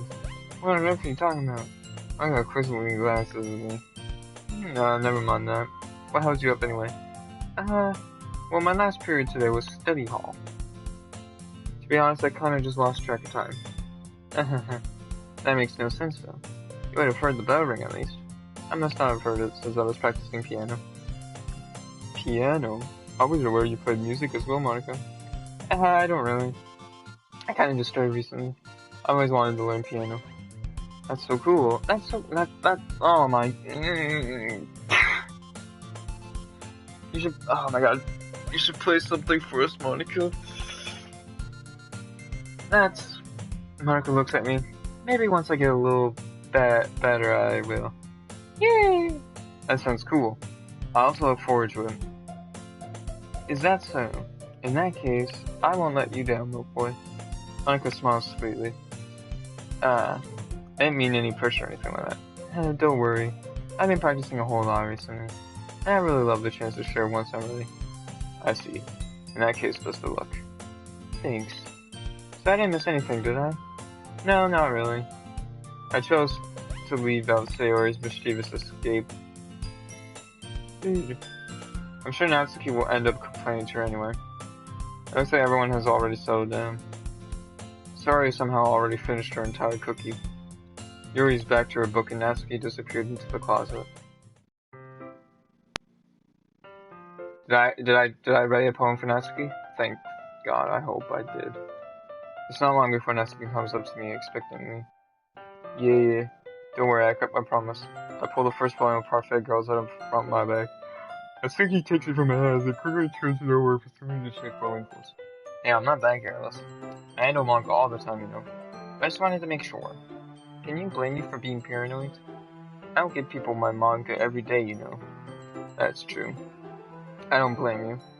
Well, anyway, let me put this one back. I'm gonna get the next one, okay? Natsuki makes her way to the closet. I follow. So you're gonna tell me everything you thought, right? Where did this volume leave off again? I forget. The chapter ended when Minori and Alice found Monica! Natsuki's voice resonates out from inside the closet. Yeah? I peer inside. All Natsuki books are lined up at the top shelf. Did you move my manga again? Sorry. The teacher got mad at me for taking up so much space in her closet.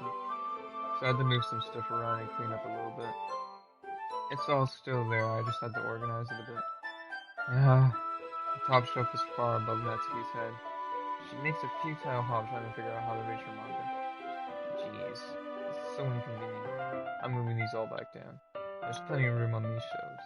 And besides, they're really pretty to look at when they're all lined up. Why'd you waste on the top shelf? Natsuki. There's a stool on the wall there. In the closet, there was a collapsible stool hanging on the wall. She's gonna fall eventually. If you want, I can reach up there and hand them to you. I could get them myself. Natsuki grabs the stool from the wall and unfolds it. Think I'm too short or something? I mean, I knew it. Well, you know what? Just watch me. Natsuki hops onto the stool, which ends up being a little wobbly because it's a collapsible design. Careful. I know what I'm doing. So, oh my god, it's reading is just. Oh my god. We've been at this for what, 2 hours? Oh my god. Standing on the stool, Natsuki's fingertips reach on the top shelf. The stool would be enough for me to easily grab the book, but Natsuki is being stubborn as usual. Natsuki uses her fingers to scoop one of the smaller boxes of the edge of the shelf. See? Yeah. The box suddenly tips. Natsuki barely catches it before it falls onto the floor. The stool wobbles. Wow. Losing balance, Natsuki hops off the stool. Thankfully, she was able to stay on her feet. She holds the box triumphantly. There. Having almost fell, Natsuki is a bit shaken up. Jeez, you don't need to prove yourself to me. No way you'll be able to get the bigger boxes like that. I can reach them, so just... I said I can do it. I don't want your help, okay? I'm gonna get a chair, so just hang on. Natsuki forces her way past me out of the closet. Let's see. I got some chair have the desks attached to it too for me to fit in the closet. Natsuki trots over to the teacher's desk, which has a computer chair behind it. She rolls it onto the wheels back over to the closet. It's a little dangerous since the chair swivels and rolls, but I've already learned my lesson, so I keep my mouth shut. Natsuki climbs onto the chair and then slowly balances onto her feet. Since she refuses my help, I take a seat with my back against the side of the doorway and simply watch. There we go. See, I can easily do it now. Natsuki grabs a stack of manga and bends down to put it onto the shelf below. Whoa. The chair swivels. Natsuki catches herself onto the shelf. What are you doing? Can you at least hold the chair steady at least from sitting and doing nothing? Who was it who told me not to help? Yeah, I got you. I hold the chair while Natsuki reaches back up. Oh no. I can almost see up her skirt. Oh god. I forced myself to turn away. Natsuki seriously didn't think this through. When she realizes I'll be dead. What? Natsuki wraps her arms around the parfait rose box, easily the largest one on the shelf.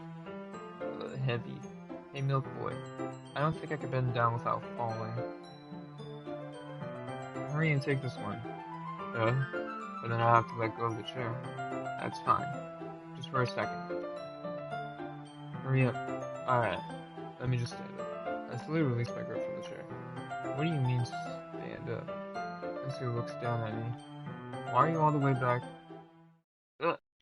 Natsuki looks like she just realized something, but she'll lose her balance if she moves. Natsuki, the box. What are you looking at? You're trying to look at my... Natsuki's legs shake. I'm not, I was just... What is this? Natsuki, don't try to move. Just give me the box. You perv! You set me up! Go away! Get out! But...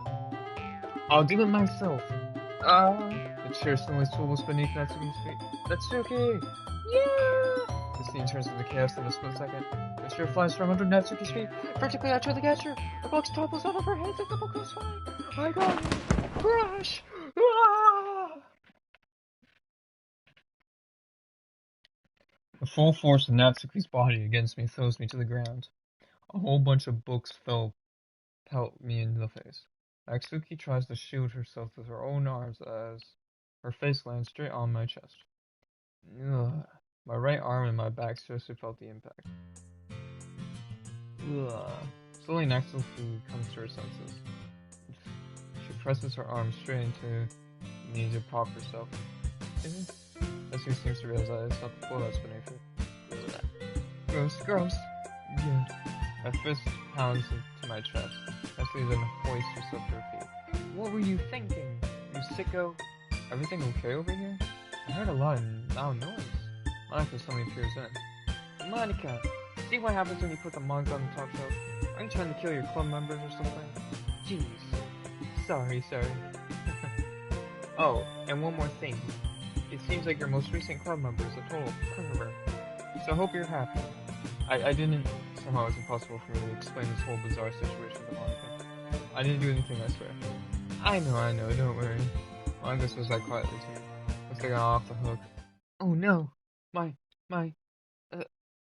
look down. Natsuki is kneeling on the floor, holding one of the books that are all scattered all over. There's a large diagonal crease along the page that she's desperately trying to smooth out. I must have landed on the page. Natsuki tries a bit more to fix the crease, but she can't get it out. Suddenly she gives up and slams the book shut, then throws it to the floor. Instead of continuing to yell, she just lowers her head. Natsuki, are you... No. Natsuki's voice squeaks. I see tears on her face. I'll help get the crease out, okay? It's partially my fault, so... Natsuki shakes her head, still looking down. No. I don't even care that much. I'm just...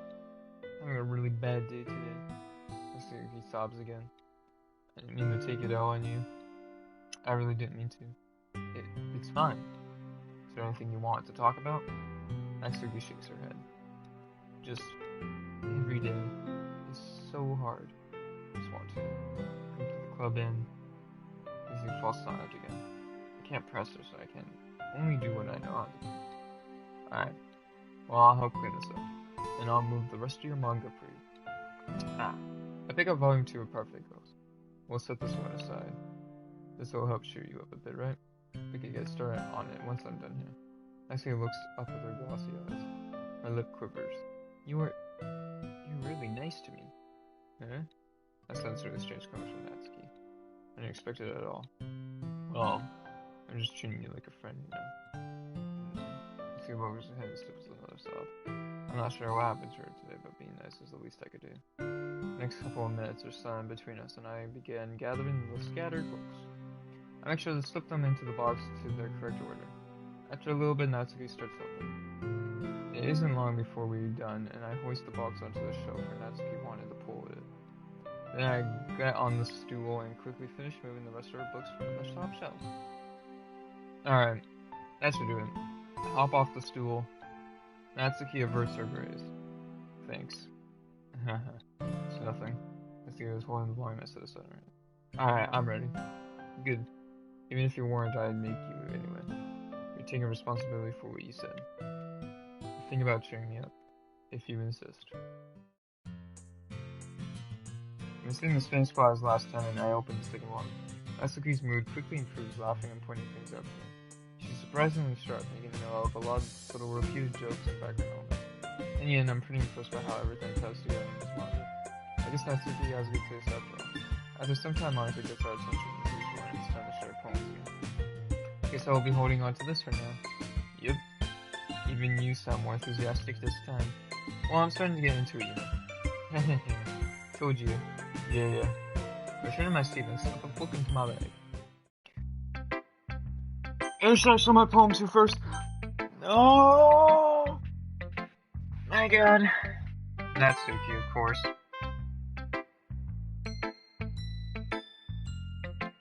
Let's reread my poem.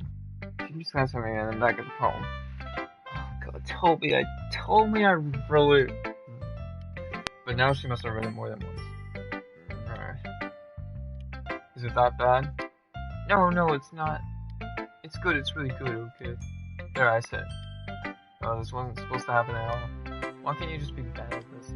My poems are supposed to impress you, not the other way around. You're trying to impress me? Obviously. You think I'd let you enjoy your writing more than mine? Give me a break. Well, in that case, what's the problem with me trying to impress you? I'll tell you. face reason, like she just realized something. You're trying to impress me? Asuki vigorously scans her eyes over my palm one more time. Then the palm slips out of her hands and flutters to the floor. I have to use the bathroom. Red-faced Asuki quickly walk out of the room. Hey, Milk Boy, did you do something, Asuki? I just saw her rush on like that. You didn't do anything terrible, did you? No. I just told her that her voice gets caught in my throat. There's no way I can tell Monica that I'm trying to impress Natsuki. Monica sees the palm line on the floor and swiftly picks it up. She reads through it, her smile not fading from her face. I see. You wrote this for Natsuki, didn't you? I mean, not really. In fact, didn't she like your poem a lot the other day, too? I'm surprised you know her taste so well already. Are you sure you're not cheating, Milk Boy? What? I'm cheating. What do you mean by that? Yeah, what do you mean by that? What are you talking about? Never mind, I'm just kidding. I didn't mean Monica's joke at all. Anyway, how do you think Natsuki feels about you? Oh, you don't need to answer that. Maybe it's just something for you to think about. Hey! Natsuki comes up and snatches the palm out of Monica's hands. Neither of us had noticed her re-enter the classroom. Did you read this, Monica? Of course, I liked it. You should really start reading things that aren't for you, you know? You have a bad habit of doing that. But Milk Boy wrote this poem, and we're supposed to share with everyone, right? Natsuki freezes. She apparently forgot that my poem is technically for everyone to read. Okay, well, I think Milk Boy is done sharing this poem with everyone. It's not like anyone would want to read this anyway. In fact, I'm just gonna hold on to this. If you insist. What? Why are you looking at me like that? What? Never mind. Natsuki. I'll give you the poem, but that's still not very fair to Sayori. She hasn't gotten to read it yet. So what? Well, I guess Milk Boy is right, Natsuki. No, come on, give me the option to pick that, bro. Like, I still don't understand about the cheating part. It's not fair if you don't let everyone finish reading it. Fine. Natsuki returns my poem. It's not like she's going to like it, so. Anyway, read my poem now. And no, I won't let you keep it. This is my only copy.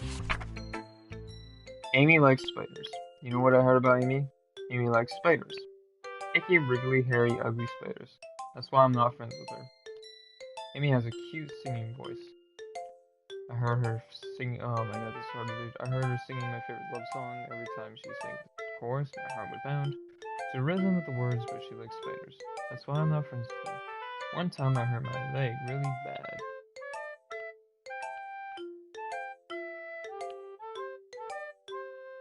Very bad. Amy helped me up to the nurse. I tried not to let her touch me. She likes spiders, so her hands are probably gross. So I'm not friends with her. Amy has a lot of friends. I always see her talking to people. She probably talks about spiders. What if her friends started to like spiders too? That's why I'm not friends with her. It doesn't matter if she has other hobbies. It doesn't matter if she keeps it private. It doesn't matter if she doesn't hurt anyone. It's ghost. She's ghost. The world is better off without spider lovers, and I'm gonna tell everyone. Okay. Not bad, right? It's quite a bit longer than yesterday's. Yesterday's was way too short. I was just warming up. I didn't think that was the best I could do. No, of course not. Anyway, the message is pretty straightforward in this poem. I don't have to explain it.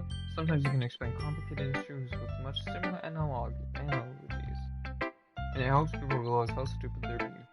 Like anyone would agree that the subject of this poem is an ignorant jerk. Do you know people like that? Of course, it's about how everyone thinks. That doesn't matter, it can be about anything. I want it to be easy to relate to. Everyone has some kind of weird hobby or gets pleasure. Something that you're afraid if people find out they make fun of you or think less of you. But that just makes people stupid. Who cares what someone likes? As long as they're not hurting anyone and it makes them happy. I think people really need to learn to respect others for liking weird things. Well, I can relate to that. I'm sure a lot of other people can too. You know, I'm glad that you can appreciate this kind of writing. I mean, I know I was talking about that yesterday, but I've been enjoying sharing my writing with you, so consider yourself lucky, okay? Well, thanks for being honest. What's that supposed to mean? I'm always honest. Jeez. Just look forward to tomorrow too, okay? Alright, I will.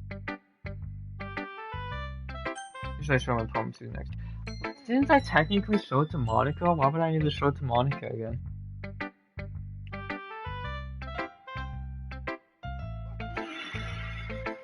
Sayori or Monica? I think Monica would be faster just because she's already read it. I get Milk Boy. That was kind of silly with Natsuki earlier, wasn't it? I'm glad the two of you have been getting along so well. That's my goal. That's one way of putting it. Anyway, I already read your poem, but you can go ahead and read mine now. I like the way the one turned out, so I hope you do. Save me. The colors, they won't stop. Bright, beautiful colors, flashing, expanding, piercing. Red, green, blue. Endless. What does that say? A meaningless noise. The noise that won't stop. Violent, grating waveforms. Speaking, screeching, piercing. Sine, cosine, tangent. Like playing a chalkboard on a turntable. Like playing a vinyl on a pizza crust. An endless poem of meaningless. Load me.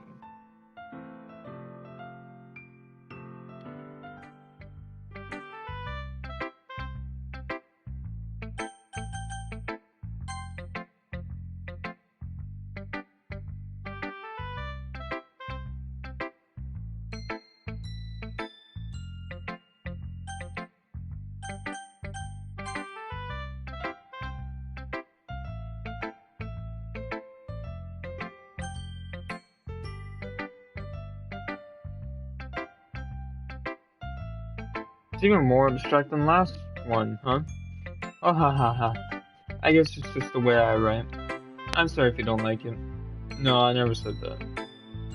It's just the kind of thing I've never really seen before, I guess. I kinda like playing with the space on my paper.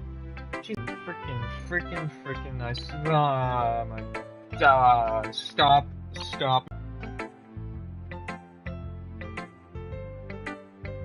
The way I wrote the lines really sure makes it feel like they're trying to speak over the noise. I see. It's so hard for me to tell what it's about. Hahaha. Sometimes asking what a poem is about isn't the right question. A poem can be as abstract as a physical expression of a feeling, or a conversation with the reader. So putting it that way, not every poem is about something. Anyway, here's Monica's writing tip of the day. Sometimes you'll find yourself facing a difficult decision. When that happens, don't forget to save your game.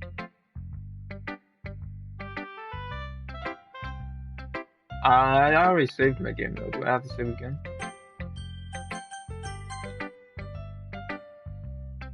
Why does she not look like she's smiling in that picture? Look at her. I want to overwrite it.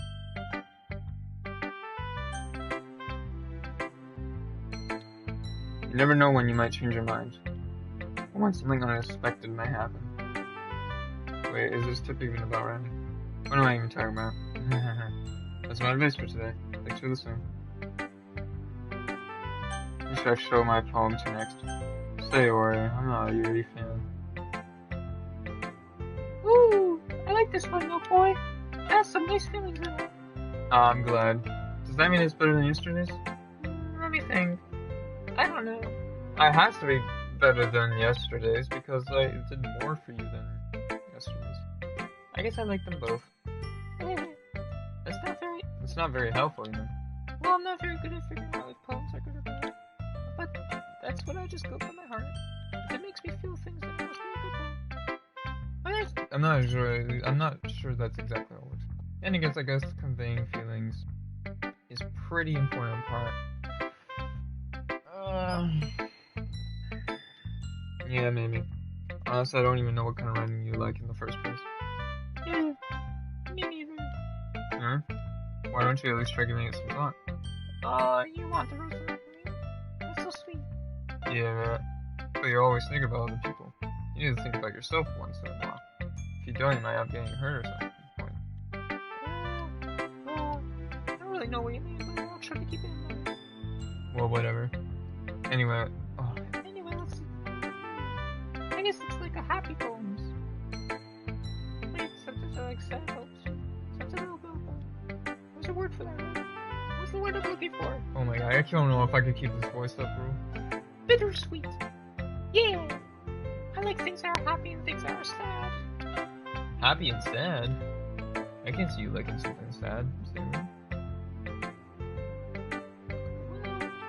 Well, I like happy the most. Oh my god, this voice hurts my throat so badly. God. It's okay, but sometimes when you have a little rain cloud in your head, a sad poem can help give the rain cloud a little hug. And maybe oh, okay. Oh god, I used the wrong. Oh my god. Serious, oh my god, unexpectedly poetic. It is. Maybe I get it better at expressing my feelings. Thanks, Milkborn. I forgot I named myself that. I should go write that down then. You can read my poem now. Alright, poem time. Bottles that pop out. Oh my, why is it so long? Oh my god. I have to read all of this? Oh my god. Bottles. I pop off my scalp like the lid of a cookie jar. It's a secret place where I keep all my dreams. Little balls of sunshine are all rubbing together like a bundle of kittens. I reach inside my thumb and forefinger and swallow. One out, it's warm and tingly, but there's no time to waste. I put it in a bottle to keep it safe, and I put a bottle on the shelf with all the other bottles. Happy thoughts, happy thoughts, happy thoughts, happy bottles all in a row. In my collection of simple friends, who probably goes around and now comes a bottle of the same day, night after night, more dreams, friends after friends, more bottles, deeper and deeper my fingers go, like a part of the dark cave, discovering the secrets hiding in the nooks and crannies, digging and digging and scraping and scraping, I blow this till my bottle caps, that doesn't feel like a time to spend my empty shelf, it could use more. I'm not reading all this, bro. God. Holy crap. Sarah, did you really write this? Of course I did. Did I tell you yesterday I was gonna write the best poem ever? Yeah, but I mean, I didn't expect something like this coming from. I mean, yeah. Monica taught me a whole lot, and I've been really in touch with my feelings lately. I've seen that. It's almost kind of creepy. Creepy? Well, not exactly. Maybe because I'm so used to being cheerful. Well, never mind. I'm thinking too hard about it. The point is, it came out good, so you should be proud of it. Oh, thanks. I feel like I was meant to express myself this way. It helps me understand my own feelings a little bit. Writing is like magic. You gotten pretty passionate about this, huh? I hope you keep it up. Yeah. Writing's the best. When you keep writing until I die. Haha, don't get ahead of yourself. Stories always had a beginning as this was something before it was dropping it no more than a week later. I wonder if this is one of those times. Seeing this passion on highs makes it hard for me to be pessimistic. Who should I show my poem to next? Oh, I mean, there's really no one else. I don't think we need to show anyone else our poem. Yuri. Oh my god, we gotta show it to Yuri, bro. Are you still mad at me? Yeah? For disrespecting Natsuki yesterday? Because reading this poem, now I know why you got mad at me. Because you prefer her writing over mine. Yes I do. My goodness. Why wouldn't I? That's not really true. No, it's definitely true.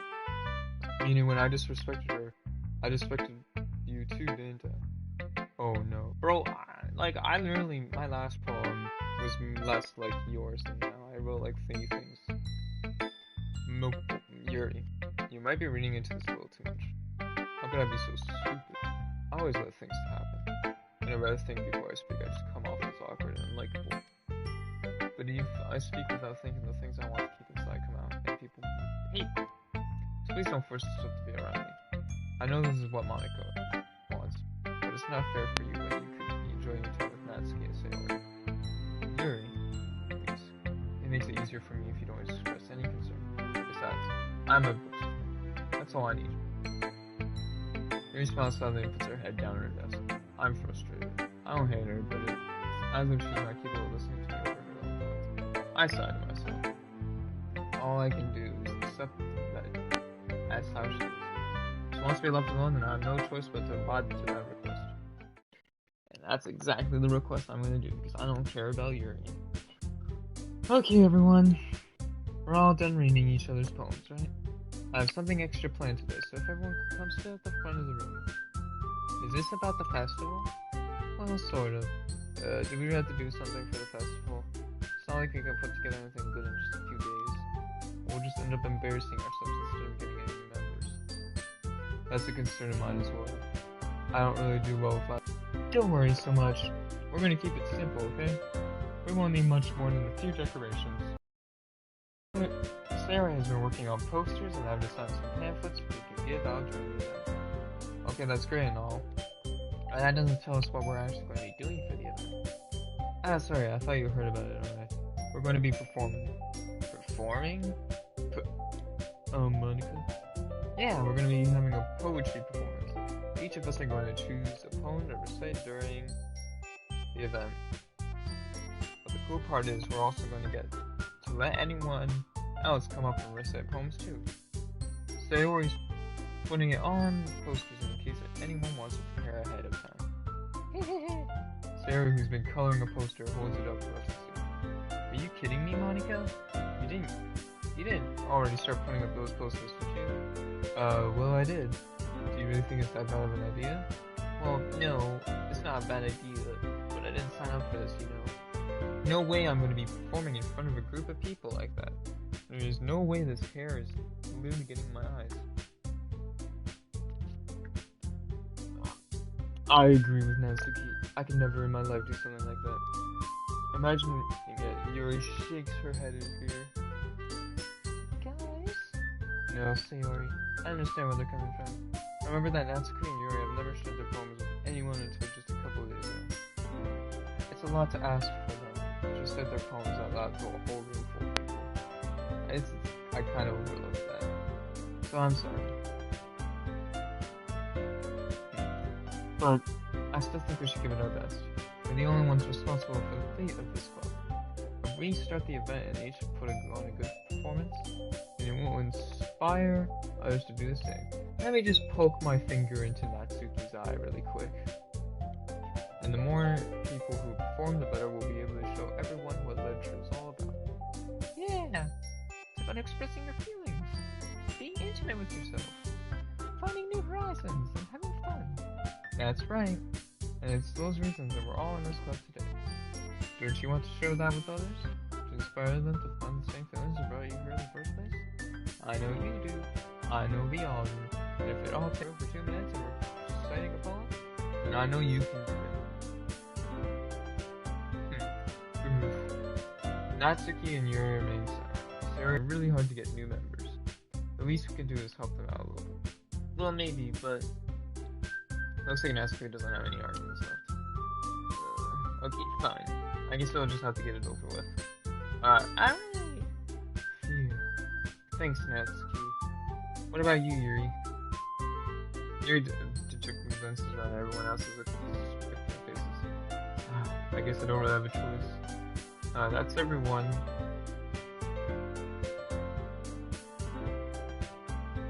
You're the best, Yuri. This club is seriously going to be the death of me. Oh gosh, you'll be fine, Yuri. But anyway, let's move on to the main event. I want each of you to choose a poem of yours. We're going to practice reciting them in front of each other. No way! Monica, this is too sudden. Well, if you can't recite your poem in front of the club, how do you expect to do it in front of strangers? Oh, no. Don't worry. I'll start to help everyone with a little more comfortable. There's a message, and I accidentally closed YouTube so I couldn't see comments. Can I go next? Ah, of course.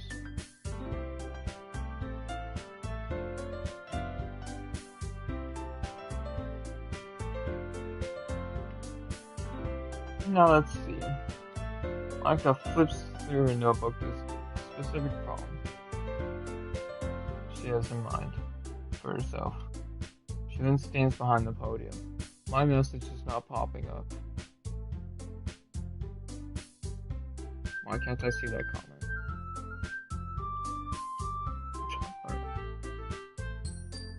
She then stands behind the podium. The title of this poem is The Way They Fly. Ahem. Monica begins reciting her poem. Her clear, confident voice fills the room. More than that, her inflection is pristine. She knows exactly how to apply emotion behind each line. She recites, bringing the word to life. Okay, hold on. Let me see what this comment is. I'm gonna have to. It's not popping on my phone, so I'm just gonna view here. Oh, it's just the same comment. Okay.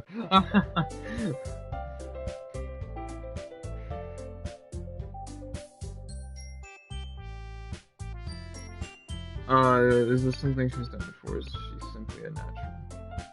I glance around. Everyone has their eyes on Monica. Sarah looks amazed. There is an intense expression on her face that I don't understand. Finally, Monica finishes the recitation. The four of us applaud. Monica takes a breath and smiles. That was so good, Monica. Thank you very much. I was just hoping to set a good example. Are you ready to go next, Sarah? I'll go next. Whoa, Yuri's fired up all of a sudden. Yuri clutches a sheet of paper between her hands and stands up. Keeping her head down, she walks quickly over to the podium. This poem is called... Yuri anxiously glances at each of us. You can do it, Yuri. It's called After Image of the Crimson Eye. Yuri's voice shakes as she starts reading the poem. Just a moment ago, she practically refused to do this. Why is she suddenly putting in so much effort? As Yuri gets past the first couple lines, her voice changes. It's almost like what happens when Yuri is absorbed into her books. Her quivering words transform into the sharp syllables of a fierce and confident woman. The poem is full of twists and turns in a structure that she communicates the perfect timing. This might be our rare glimpse into the whirling fire Yuri keeps concealed into her head. Suddenly she's finished. Everyone is stunned. Yuri snaps back into reality and glances around her as she bewildered even herself. It's up to me to save this situation. I'm the first to start applauding. Everyone joins me afterward and we give Yuri the recognition she deserves. It's not that we don't want to applaud for her, but we were so caught off guard that we must have gotten. As we applaud, Yuri holds the poem to her chest and rushes back into her seat. Yuri, that was really good. Thank you for sharing. Looks like Yuri is down for the count. Okay, I guess I'm next up. Sarah hops out of the chair and swiftly walks to the podium. This one's called My Medal. Sorry, giggles. Sayori. It's a lot harder than I thought. How'd you guys do it so easily? Try not to think of it when you're reciting to other people. Imagine you're reciting to it to yourself, like in front of a mirror or in your own head. It's your poem, so it'll come out the best that way. I see. Okay then. Sayori begins. Sayori begins her poem. Somehow it feels like her soft voice is made as a perfect match. Justin, you still in this you still here or are you gone?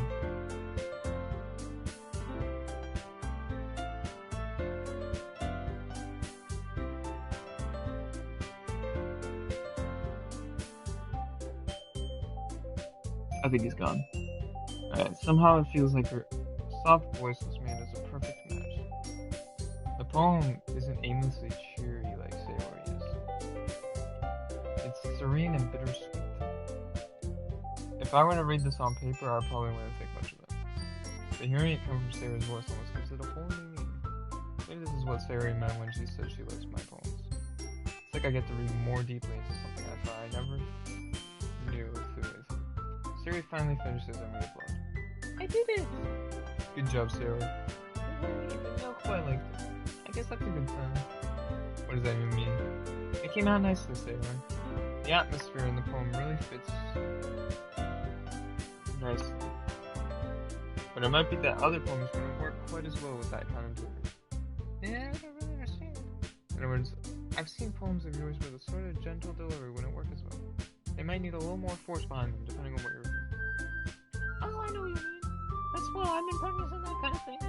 It's just embarrassing to do it in front of everyone. The next time, I'm going to make you pick a poem that challenges you a little more. We don't have much time before the festival. You know. Okay. Now, who's next? Natsuki? Don't make me go before Milk Boy. It's not like I compare to you guys anyway.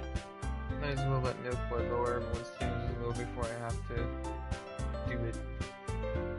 Natsuki. It's fine. I might as well get it over with. But it's not like I have much of a selection of what to read. One second, you three, hold on.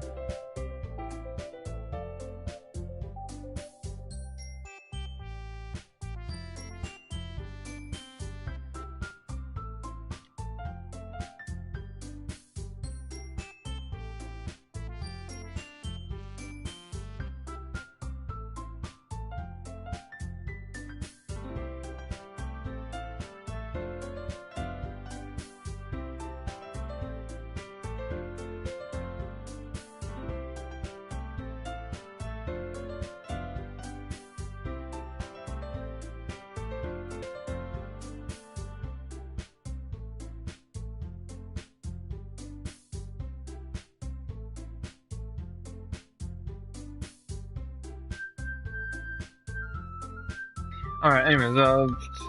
I was just checking my phone. Importantness. I'll just have to go with what I wrote for today. I stand up and step in front of the podium. There's a fly here. I'm going to catch it. Everyone has their eyes on me, making me feel terribly awkward. I recite my poem. Since I'm not exactly confident in my own writing, it's hard to put energy into it. I gotta actually, there's one more thing I gotta send. Despite that, once I finish, I receive applause. Anyway. So I'm not really good as everyone else.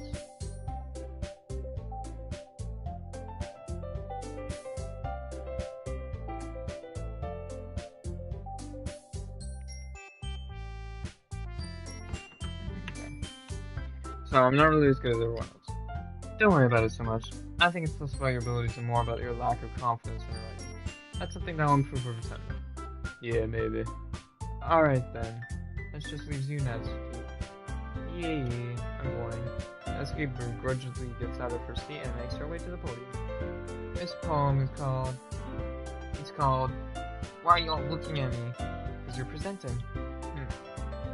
Anyway, the poem is called Jump. Natsuki takes a breath. Once she starts reciting the poem, her sour attitude disappears a little. While she's still a little enthused, her poem has a rhythm and rhyme to it. It's Natsuki's trademark style, and it works surprisingly well with her spoken aloud.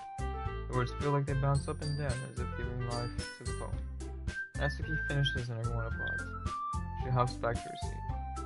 That wasn't so bad, was it? Easy for you, Sam. Better not make me do that again.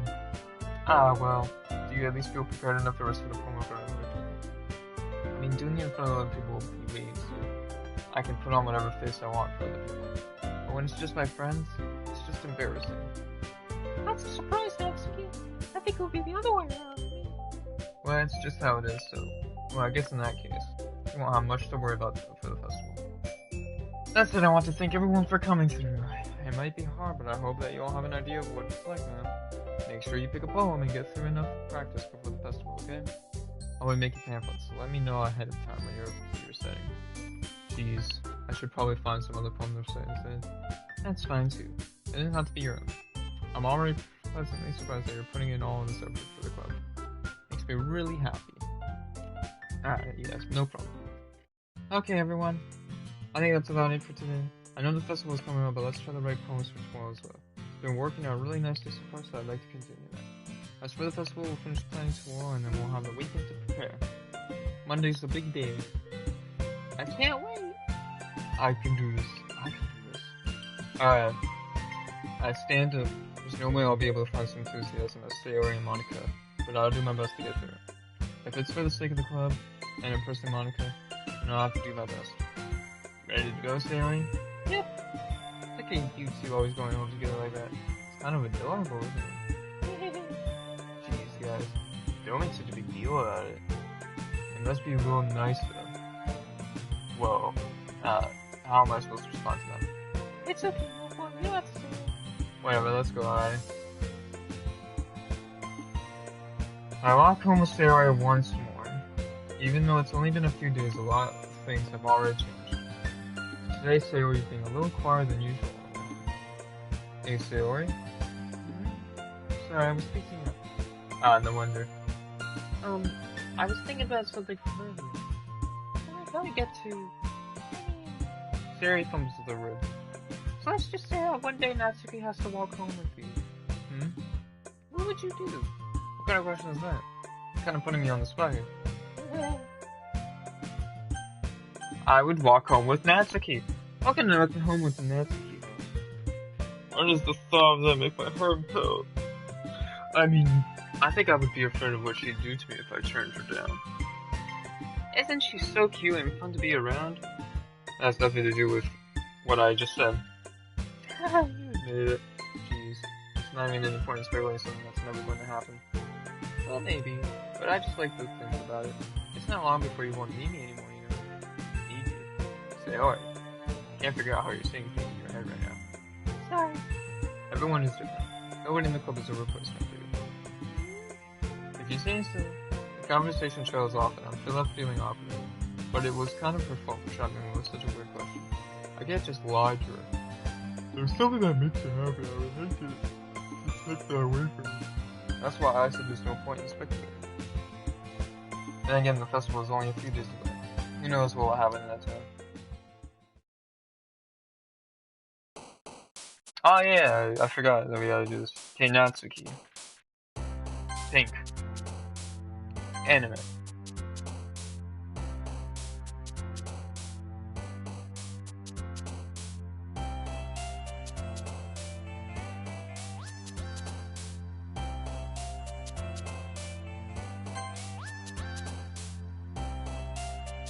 Yes?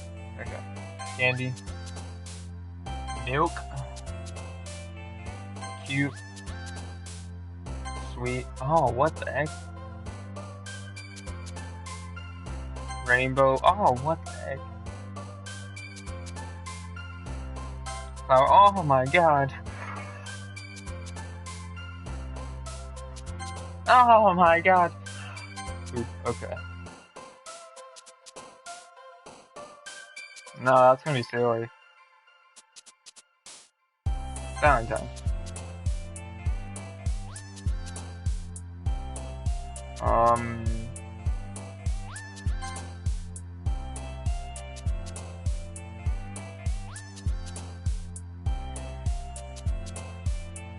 Skipping? Yeah.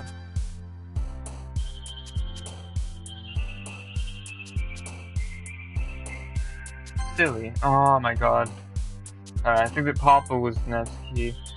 Poof. Kitty. Bunny. Okay, I think we got Natsuki again. I don't think we got Sayori for sure, but oh man, I'm the last one here again. Don't worry, I just walked in too. Were you practicing piano again? Yeah. You must have a lot of determination. Starting this club and now picking up piano. Well, maybe not determination, but I guess passion. Remember that the club wouldn't be here if it wasn't for all of you. And I'm super happy that you're all willing to help out for the festival too. And I can't wait for the festival. It's gonna be great. Yeah? Weren't you complaining about it just yesterday, Nancy? Well, yeah. I'm not talking about our part of the festival. But it's the whole day of school where we get to play and eat all the kinds of delicious food. You sound a bit like Sayori over the summer. Monica, do they usually have fried squid? Squid? That's a pretty specific thing to look forward to. Oh, come on. Are you saying you don't like squid? You of all people? Yeah, I didn't say I don't like it. Besides, what do you think of by, you of all people? Because it's right in your name. Mom.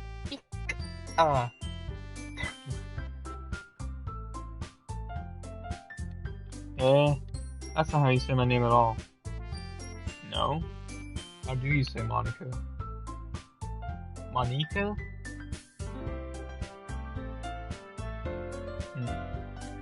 Also, that joke makes no sense in translation. Never mind.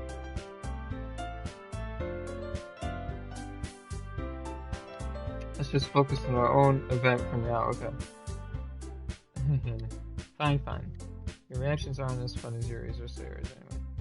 Excuse me? Where's Sayori anyway? Oh, there you are. Sayori's sitting at a desk in the corner of the room, looking down at nothing. I'll go over to her. Hey, Sayori. I have my hand in front of her face. You're spacing out again. Sorry. Don't mind me. You can go talk to everyone else. Is everything alright? Of course. Why wouldn't it be?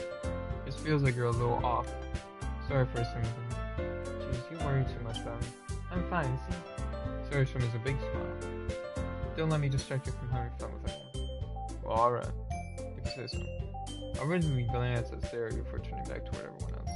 But the conversation has already dispersed, with everyone back to their usual activities. Maybe I should ask Monica if she knows anything about Sayori's. Since they've been preparing for the festival, they must be spending a lot of time together. I timidly approached Monica and was shuffling through some papers at her desk. Milk boy, what's up? Hey, this might sound a little strange, but have you noticed anything about Sayori recently? Anything up with her? In what way do you mean? Maybe I'm reading it into it a little too much, but she seems a bit downcast today.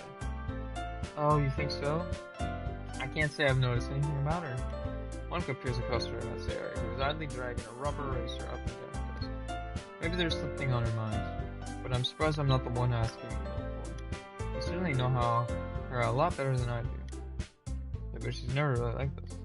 She's always talked to me about things that bothered her. But this time when I asked her, she was really dismissive. Sorry, I know it's not your problem. I just wanted to ask if you knew anything, so I'll drop it there. No. It's important to me too. I mean, I'm also friends with her. And I also care about the well-being of my coworkers. Maybe I'll try talking to her myself. Yeah, are you sure about that? She seems like she wanted to be left alone. Are you sure? Maybe she's just having a hard time bringing up personal interest. Personal interest? What do you mean by that? Isn't that maybe the thing on her mind is you, Nikolai? Me? How on earth would you come to that conclusion? How on earth would you come to that conclusion? I'm a Natsuki person. I don't care about Sailor. Well, I probably shouldn't say too much, but no, it's alright. Whatever you say, I respect, Monica. You're a cool person. Story talks about you more than anything else you know. Yeah. She's been so much happier ever since you joined the club.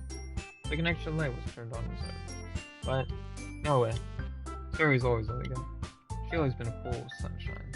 It's not any different now than it always been. Hey. You're so funny, Milford. Have you thought that maybe you always see her as so cheerful? Because that's just how she is when she's really. I said that too much. I'm sorry, what do I know? I didn't mean to jump to conclusions, so you just forget about what I said. Okay, I will probably forget about what you said. I'll try to talk to her, so try not to think about it for now. Alright. Monica smiles at me neutrally. I know she said to forget about it, but I already know that I won't be able to get her words out of my head. Monica stands out. I already forgot what she said from her desk and walks across the room to where Sailor is sitting. I watch her kneeling down next to the area and gently talk to her, but she's keeping her voice so quiet that I can't even hear her. I sigh and sit myself down. I know Sarah told me that we're not worried about her, but I have to have fun. That's a possibility when she's being with me. Exactly how much do I care about her? I'm not in this way with it. Now it feels like I'm the one behaving out of the ordinary. There's nothing I can do besides wait for Monica. Hey, you! Yeah? I look at the scene Natsuki next to me. Are you just gonna sit there and keep staring at nothing? There isn't that much time, so... sorry. I didn't make you worry or anything. It's not like I'm worried. I was just... Natsuki glances down at her side. She's holding a volume of manga in her hand. That's right. Something just came up for a minute, but we can't get started now. I won't make you wait any longer. Jeez. Now you're making me feel like a jerk. If something's bothering you, you can just tell me to leave you alone and I will. I mean, assuming you didn't feel like talking about it or anything. She randomly mumbles the last part. No, I'm probably making this seem like a bigger deal than it is. I've just been thinking about it the same way, that's all. Say, what are you thinking about her? Yeah, she seems pretty down today, but she didn't want to admit it to me, so I can't help but wonder if something happened to her. Oh, that's how you say this. Well, first of all, you should really work on your phrasing. But anyway, you're her best friend, right? Yeah, I guess so. Yeah, then in that case, I think you should trust her a little more. If she needed you, then you would be the first person she would go to, right? Well, I guess that's true. I mean, some people just have those days. You can't always avoid it. But you think she probably doesn't want you to worry about her because it's not important. Yeah, that's kind of what she said to me. Maybe it's not right for me to go against her wishes. Exactly. If she needs you to worry about her, then it will be a lot more honest. Yeah. I should have thought of it away from this one. That's taking photos of the books she's wanting to read. She really means a lot to you, doesn't she? Don't get the wrong idea or anything. We've just been friends for a long time. There's no way to be worried about your friends. I mean, you're worried about me, so... I was not. Geez, if you're fine, then let's hurry and get started already.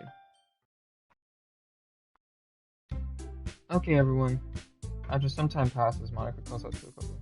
Why don't we share our poems now? Before I know it, everything is back to normal. Everyone goes to retrieve their poems and I do the same. I make eye contact with Monica and she smiles at me. I wonder what she was talking about with Sarah. Who should I show my poem to?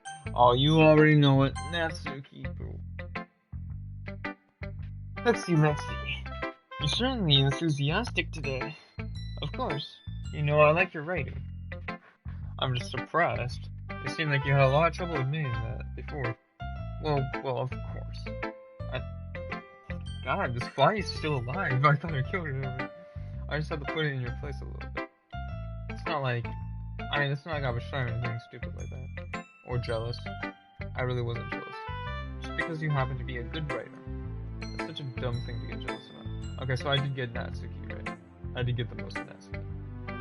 Natsuki. But, not very confident about it, right? Eh? What are you talking about? My writing is obviously the best. Right? I think we want to figure out. I think I found it. Maybe Natsuki acts like she's trying to make up for her own misdemeanors. She acts like she's the best, and other people might think that way. That? Reply? Please just tell me you like my poems. I don't care if you hate them. Just please tell me I'm the best. I just really need to hear that from someone. I know I sound stupid. There's a reason I never share my poems with girls. Natsuki. Because nobody ever takes me seriously. What's the point in sharing my poems if people just laugh and say that's so cute, just like you, Natsuki? Sometimes I don't want to be cute, but nobody understands that. I try really hard when I write. The style doesn't matter. The emotions are there. Why can't anyone see that? I just want Natsuki trails off. It's because her lips started to quiver. I look down. Her fists are clenched really tightly. Hey, Natsuki. If you're not careful, you're up your own puppy. I gently grabbed the poem with my own hand until she relaxed her grip on it. I pushed it flat on the desk and smoothed out the wrinkles that she puts into it. Don't read it! Before I could pick it back up, Natsuki snatches the poem up from the desk. It's not any good, and I know you hate my poems, so you don't have to read this one, okay? But I want to read it. Why? Because I like your poems. I really do. Or would I judge you for your style? It's like a girl. It's not like my own style is anything crazy. I mean, it's true that the first time I ever won your poems, I didn't look much into it. But I know you better now. And it's wrong for Yuri to think your style is more immature than hers. And Sayori, she always means well. But sometimes she's so focused on simple habits that she doesn't understand what people really want. Yeah, I guess I never really thought about how hard it is for you. And I'm sorry if that was part of that problem. I understand now. You're not just cute, you're a lot more than that. Natsuki, you're doing it again. Once again, asking questions her poem a little too hard. She looks down, hiding her eyes from me. I don't realize how difficult this was for her. But finally, she forces herself to extend her arms and start her poem once more. You can read it. Just turn that way. I don't want you to look at my face right now. Okay, I will. A poem for me, because I wrote a poem for her last time, so she wanted to write one for me.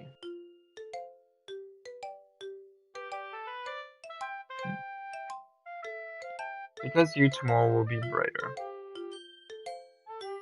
With me around. But when today is dim, I can only look down. My looking is a little more forward because you look at me. When I want to say something, I say with a shout, but my truest feelings can never come out to me. When something goes above me, I reach for the stars, but when I feel small, I don't get very far. My standing is a little bit taller because you sit with me. I believe in myself with all my heart, but what do I do when it's torn all apart? My face is a little bit stronger because you trust me. My pen always puts my feelings to the test. I'm not a good writer, but my best is my best. My poems are a little bit dearer because you think of me. Because you.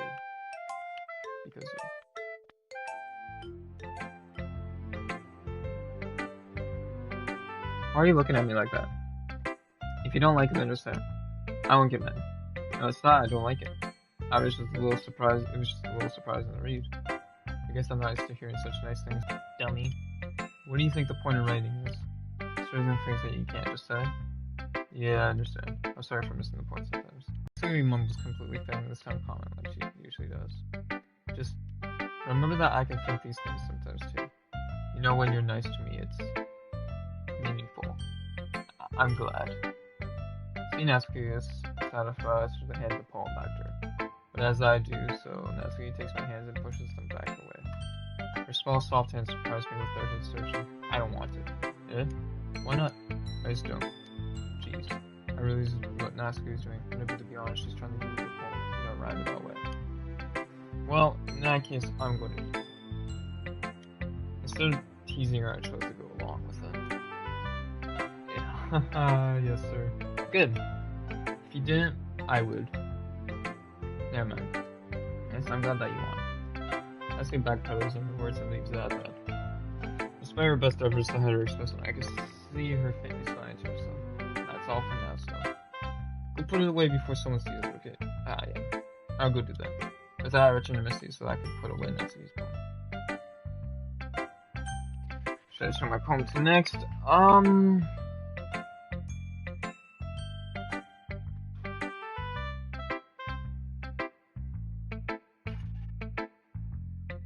Monica. Hi, Milk Boy. Have you thought about what you want to submit to perform at the festival? Well, being in this club is one thing, but performing in front of a bunch of people, I have to give this some more thought. Okay, no pressure.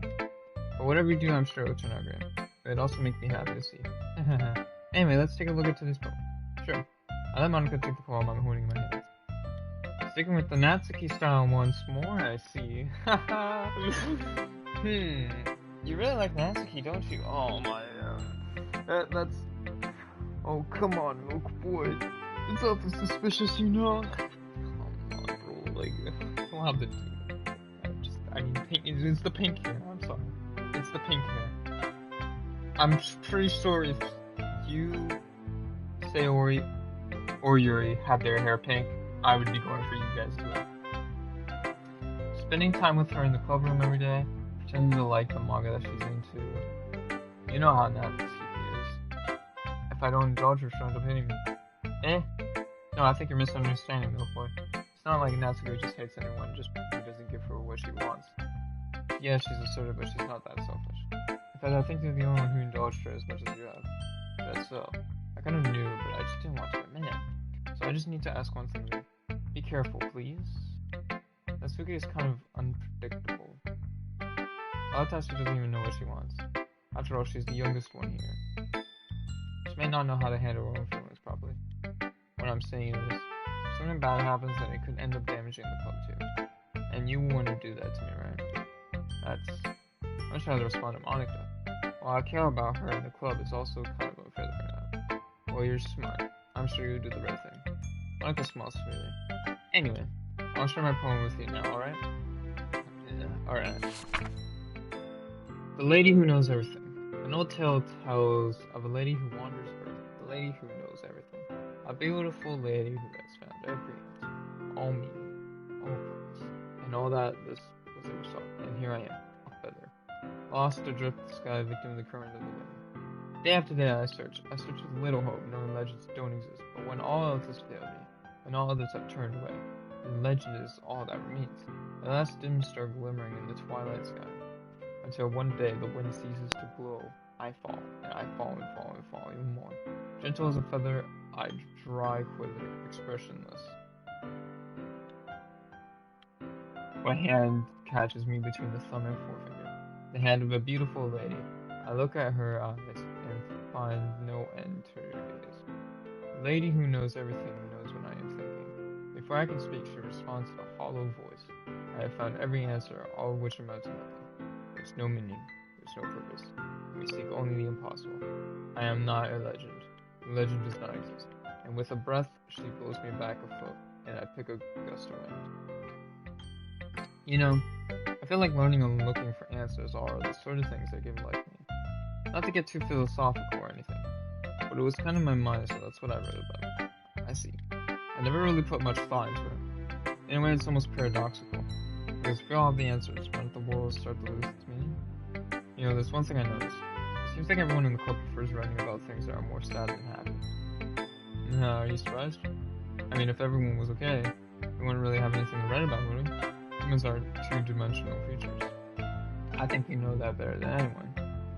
You mean one-dimensional? Yeah, that. What's the difference? What? Anyway, here's Monica's writing for the day. Are you ever too shy to share your writing because you're afraid it's not that good? It can be really disheartening to get a lukewarm response to something you put so much into. But if you find other people who enjoy writing, then share it becomes a lot easier. Because instead of just telling you what writing is good or bad, I want to focus more on everything that went into it and the things you can work on. It's much more encouraging that way, and it will make you want to continue improving. It's almost like having your own little literature club. That's my advice for today. Thanks for listening. Should I show my poem to Sarah? It's nice, I guess. Come on, I can already tell you all. Well, you don't need to worry about what I think. After all, I wrote this for someone else, James. Only Natsuki. I didn't write this for anyone specifically. Maybe that's not really what I meant, though. but it's okay. You're making new friends just like I was hoping. That makes me really happy. And you're happy too, right? In this club. Well, of course I am. Good. That's all that matters to me. Thank you, Milkboy. Sayori. Is there something wrong? I'm not doing the Sayori voice. Oh my god. Oh, no, nothing. I'm just a little tired today. Alright. Just tell me if you need anything.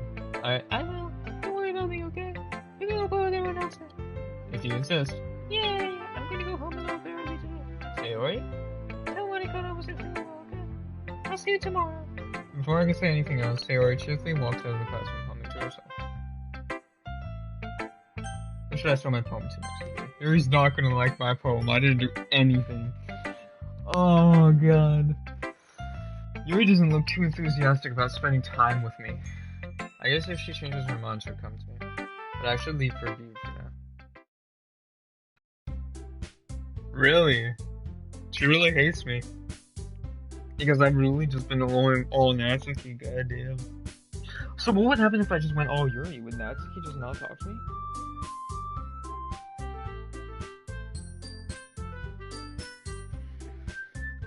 Well, yeah, I guess so. I guess that's how it would play.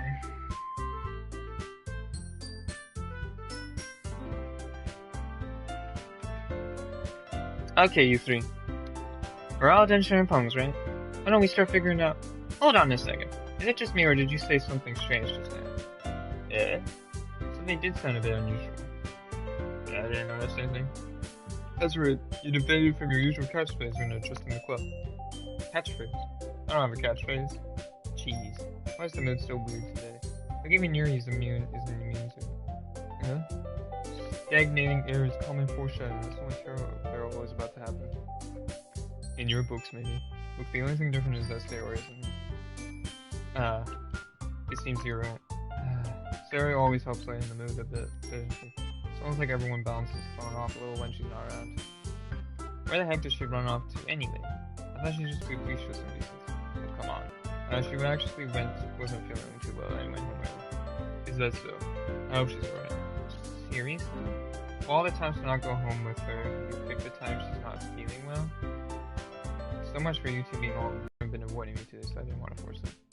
Oh, that's a curious expression coming from you of all people. Calm down, guys. I talked to her earlier and everything's fine. What did she say? Anyway, we need to fix the rest of the festival preparation, so let's decide what everyone will be doing this weekend. I know what I'm doing. That's right. That's we will be making cupcakes. But we might need a lot of them in different flavors. Can you handle that all by yourself, Nestle? Accepted. And as for myself, I'm going to be printing and assembling all the poetry pamphlets. Sarah will be helping me design them. And as for Yuri, you can, guys, can you help me come up with something for Yuri? I'm useless. No, that's not it at all. You're the most talented person here, you know? Now Natsuki's pouting too. Jeez, even I can tell now. I guess I never gave Sarah enough credit, but I can tell things are even harder when you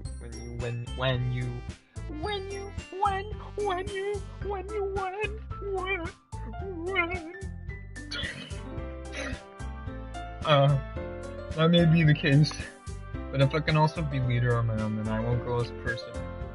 So Yuri, you have beautiful handwriting, you know. You should make some banners and decorations to help set the atmosphere. Atmosphere? I'm about that. I love atmosphere. Yuri's expression suddenly changes. She stares at her desk and focus and starts nodding to herself. Your mind is already racing, I see. That's great. You'll be so wonderful to help Yuri. But anyway, that just leaves you, Milk Boy, the one who is truly useless. Don't say that. In fact, both Natsuki and Yuri have some pretty heavy tasks to handle. It would probably go a long way to give one of them a hand. It could always help me out as well. It would be really appreciated. I would be really appreciative for that. Is Monica suggesting I spend the weekend with one of my club members? How on earth are they going to respond to that suggestion? I suppose I wouldn't mind a bit of help. Well, if you don't know how to bake, there's always some dirty work I can give to you. It's not like Monica's going to give me a choice, and you shouldn't be sitting on your butt anyway. Natsuki tries to mumble a bunch of excuses. If I recall, Natsuki, you mentioned that you would like to handle the baking on your own. Wood may not like to be around if you only make him out to be a nuisance. So therefore, he may be more suited to be assisting with decorations. Hold on, I never said that. How hard it could be a few decorations? So it's not like you're just making excuses for Milk Boy to... What are you saying? It would be extremely meticulous work. And baking is... What do you think? Guys, let's settle down for a moment. In the end, I think it's up to Milk Boy to decide how he likes to contribute. Besides, he hasn't really gotten a chance to spend any time with me yet, you know. So I'm sure he's interested. You literally just said I'm spoiled as well. Sorry. I was just saying though. Jeez. Can we just settle this already? Yeah. If why you're okay with this, right? In the end, it's up to you. Ah, of course. Very well. In that case, no one looks straight at me.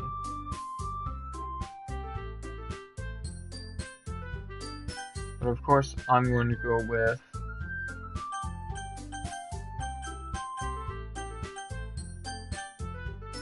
Natsuki. Well, baking sounds like it could be fun. And you guys make it sound like a lot of work, so it's probably use to people. Don't worry. Baking is a ton of fun. You'll definitely agree. Yeah. Just a minute ago you were saying that. That's because... Never mind, okay. Anyway. You'll be fine by yourself, right here? Of course. I'm used to it after all.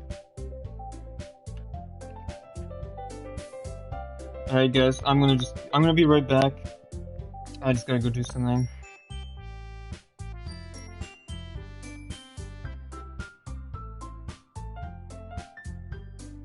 I'll be back in like 5 minutes.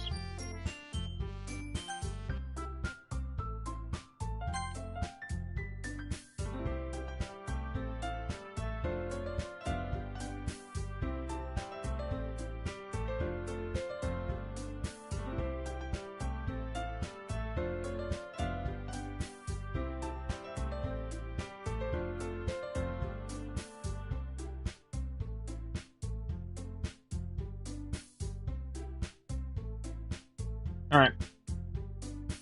Be right back, guys.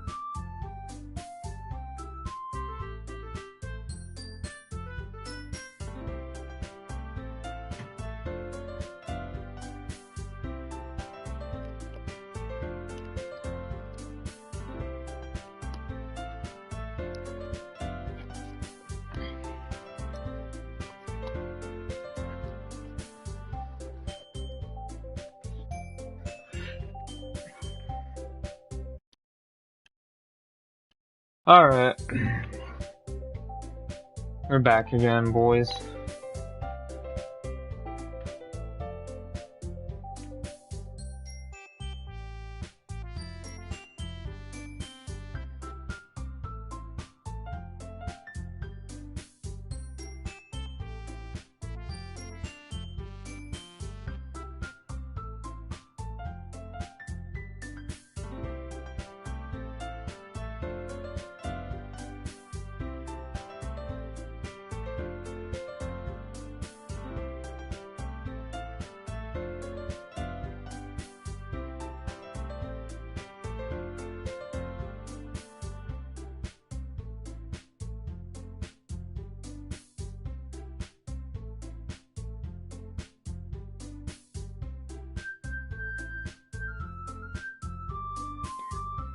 Alright.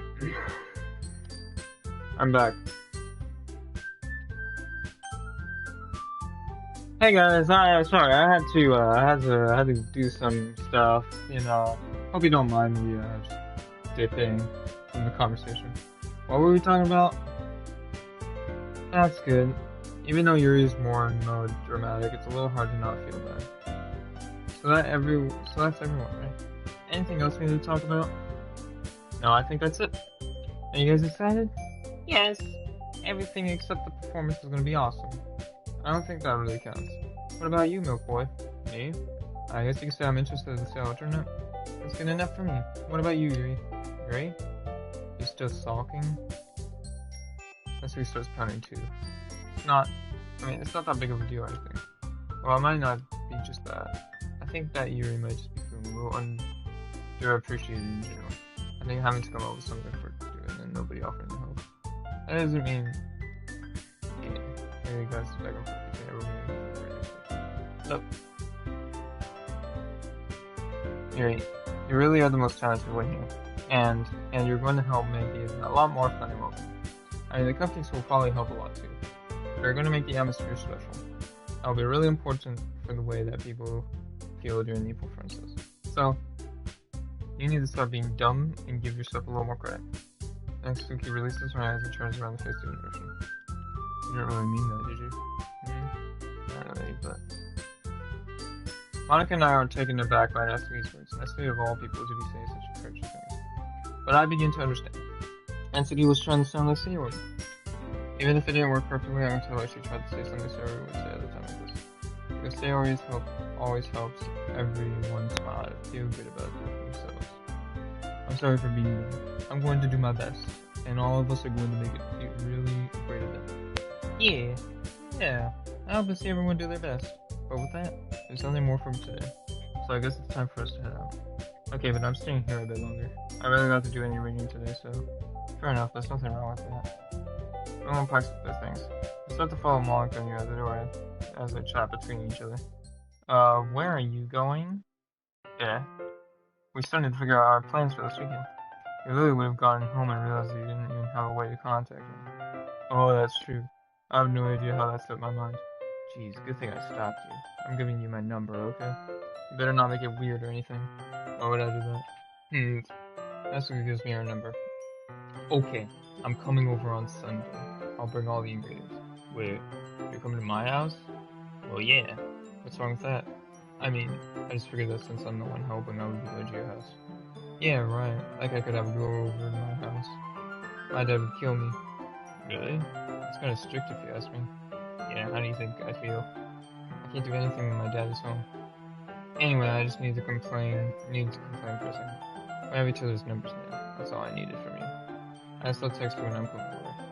Alright, fine by me. Yeah. I'm really gonna show you why I love baking so much. So you better look forward to it. Oh, didn't you say you were just going to give me the dirty work? Well, I was just saying that. It's not like I could act like in front of everyone. I was looking forward to this. Wait, really? Well, kind of. Just because I never got to bake with someone else before. That's all it is, so... Alright, I get it. Sorry for overreacting. Anyway, I'll be heading out now. See you on Sunday. Never mind.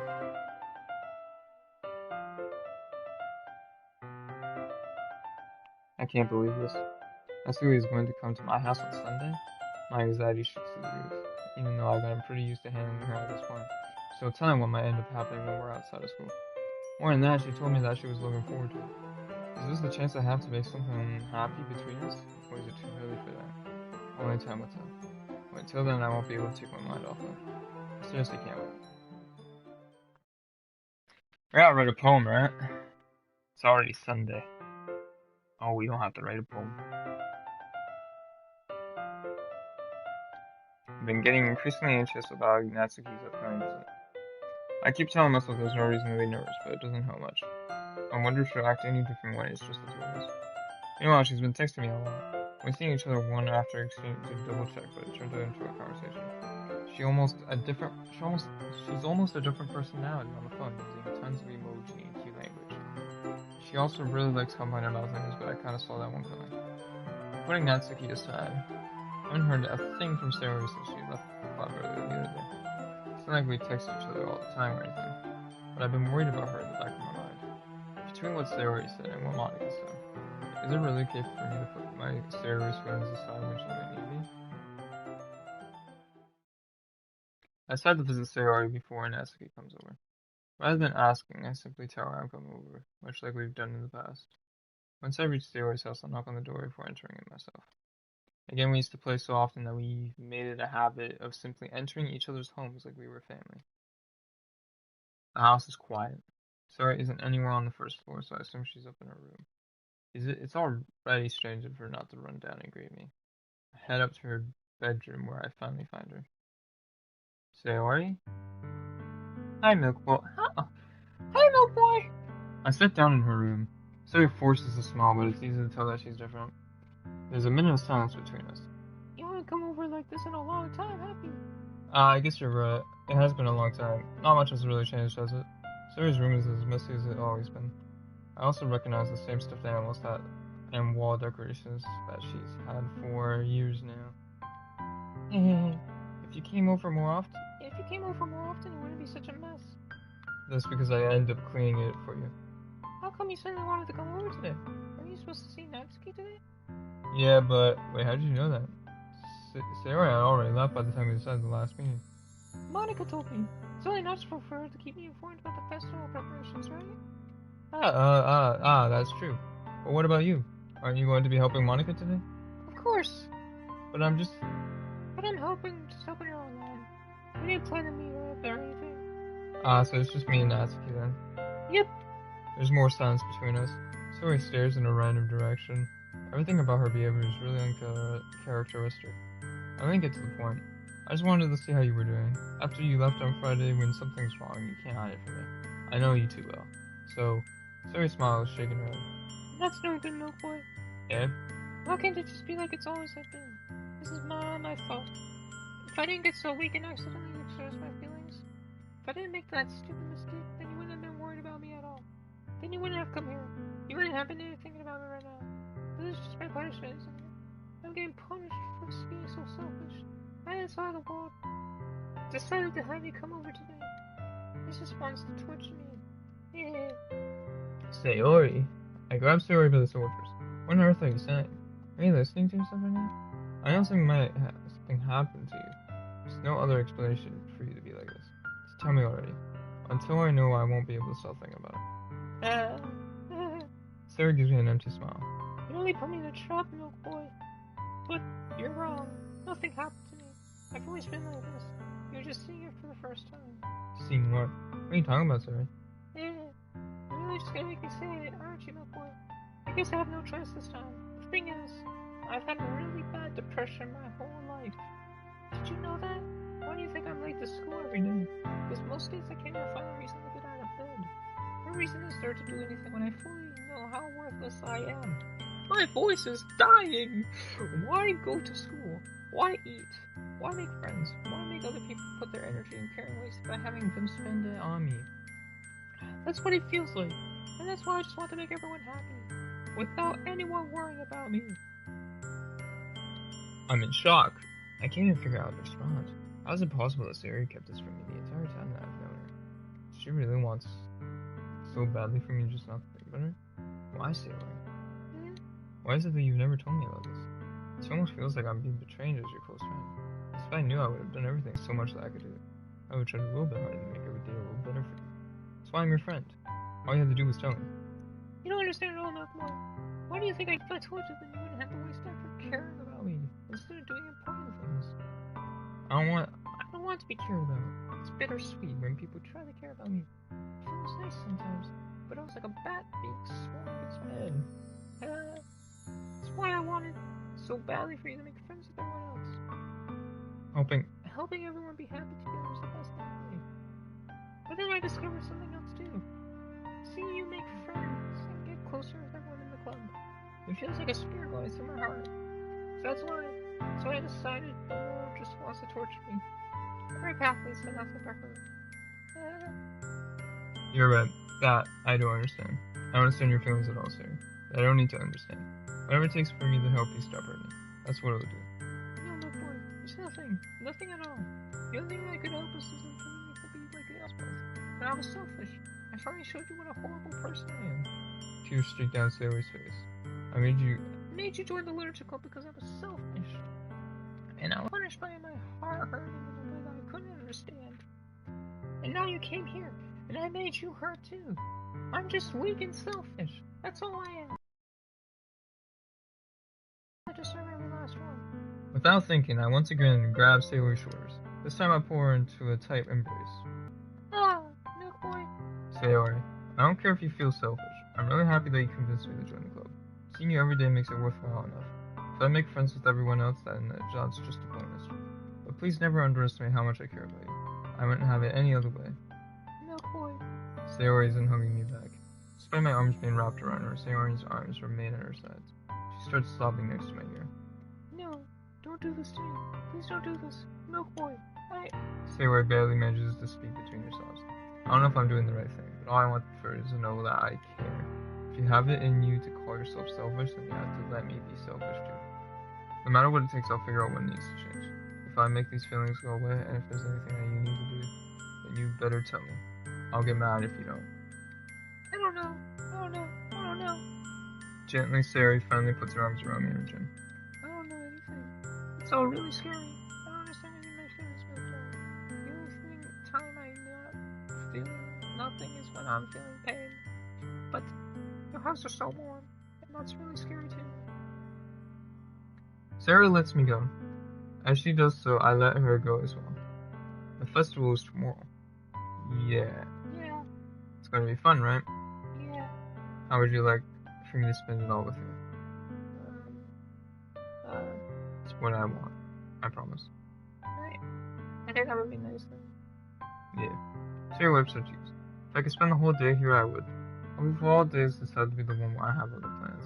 Maybe I should cancel. No, don't. Please don't. If you did that, then I would really wouldn't forgive you. But it's almost time for Nestle to meet me at my house. At the very least, do you want to come along and help out? It would be fun. That's why Sarah shakes her head. I'm sorry. I don't know if that would be a very good for me today. You understand, right? It's kind of hard for me to fully understand. I'm trying my hardest. It's okay. Don't worry too much about it. I'll see you tomorrow, okay? Alright. I look forward to it.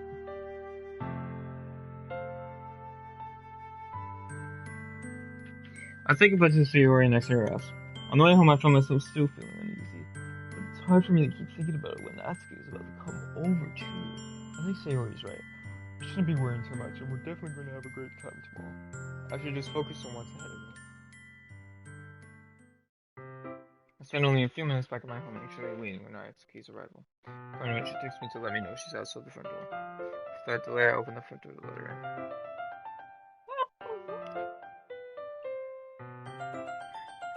Yeah! What's up? Hey, I don't know what I was expecting to see. Natsuki in something other than her school uniform totally threw me off. Seeing her in such cute clothes made the uniform seem totally unfitting in the crowd. Don't be so awkward already. It's pretty long afternoon, so don't be worried just because you're not used to seeing Natsuki at school. Anyway, I'm going. I see you brought a lot of stuff. Natsuki is carrying a large bag that is probably full of baking supplies. Well, I didn't want to come all this way to find out your kitchen isn't equipped for the job. You got everything I asked you to, right? Yeah, I did. Yesterday, Natsuki asked me to buy a bunch of ingredients if I didn't already have them at home. Good. Glad I could count on you to do Well, of course. I'm surprised to hear Natsuki suddenly say that rather than something snarky like she usually does. Could it be that she's a little different outside of school after all? Anyway, let's go to the kitchen. What, you're not even going to offer to take this heavy bag from me? Where's your hospitality, milk boy? Come on. Since when did I need to be a gentleman? I grab the bag Natsuki holds out to me. This is ridiculously heavy. I carried that all the way here. Are you impressed? I see now. Yeah, I am impressed, Natsuki. It seems like I always underestimate you. It's because I'm so small, isn't it?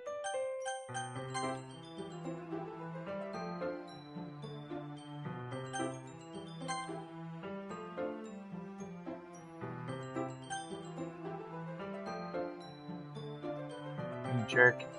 Natsuki hits a fist in my chest. Hey, your size has nothing to do with it. Do you really hate being small that much? It's not like I hate it. I mean, sometimes I like providing people wrong when they only think I'm worth my size. It's fun when I get to be small and also better than other people. But, geez, never mind. What are you making me say? Don't think you can make me talk about weird things just because we're not at school. Are we getting started or what? There's a lot of stuff I gotta teach you. What? That's a little bit more like you. You're more fun when you just speak your mind like that. Hey! Now you're treating me like a kid. I was just trying to be a little nicer to you, you know. And just because I don't have a mature and sexy figure here doesn't mean you should treat me like that. Catches the words in Natsuki? Forget it. I didn't say anything. I should apologize. I appreciate that you were trying to be nicer. I should have been a little more considerate too. But also, if that's what you're thinking, then you should have that. There are tons of guys who are into body types like yours. How would you know that anyway? Just trust me on this one. Gross. Hey, was that to me? Who else? Man, let's just get started already. Aha. You get all sour when a girl calls you gross. I finally found your weakness, milk boy. Natsuki smiles deviously. Please spare me. Well, if Natsuki decides to dish out more insults like that, there's no way I'm not fighting back. But she said I've had enough. Blah, blah, blah, blah, blah. For long, the whole kitchen was a mess. Spoons, dirty bowls, flour, spilled food, and plastic bags are all strewn about every countertop. The mixer isn't big enough to make all the batter at once, so we tried to do it several times. Meanwhile, Natsuki is babysitting all of my movements to make sure I don't mess up her precious baking. Wait boy, where did you put the food coloring? Batter's going in the oven soon, so I need to fill the trays. I think it's still in the bag next to the table. What are you using it for? To color the batter, of course.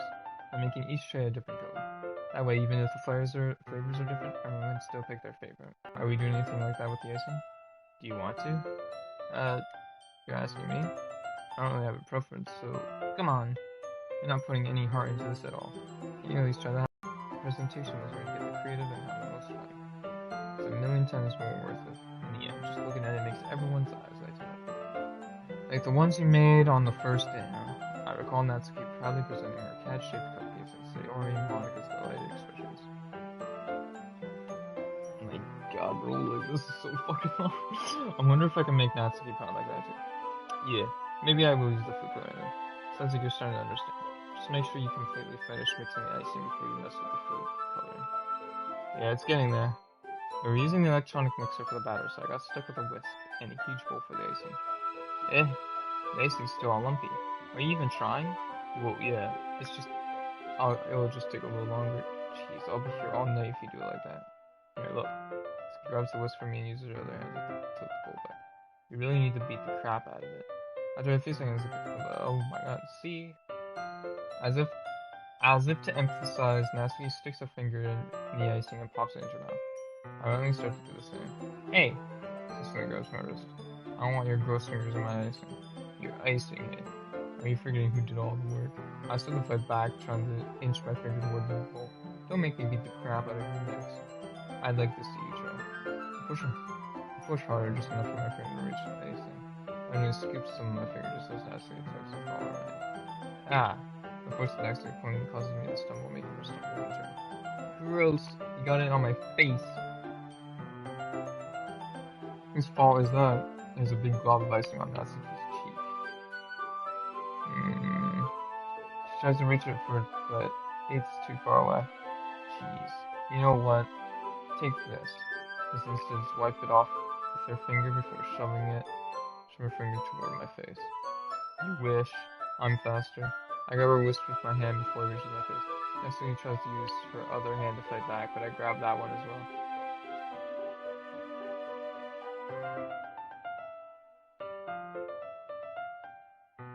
That icing looks gross, dude.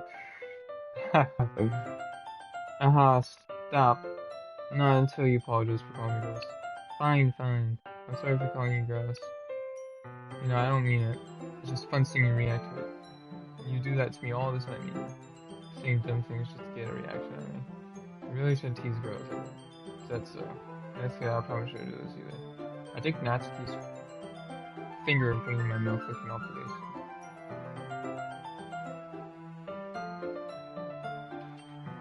Okay, buddy. Okay, this is where the juice is. What? Did you seriously just... Natsuki is so surprised that she can't even figure out how to get mad at me. Her face is entirely red. Milk boy, you really shouldn't do that kind of thing to girls unless you're really like them. You know that, right? What kind of question I should ask her just like that?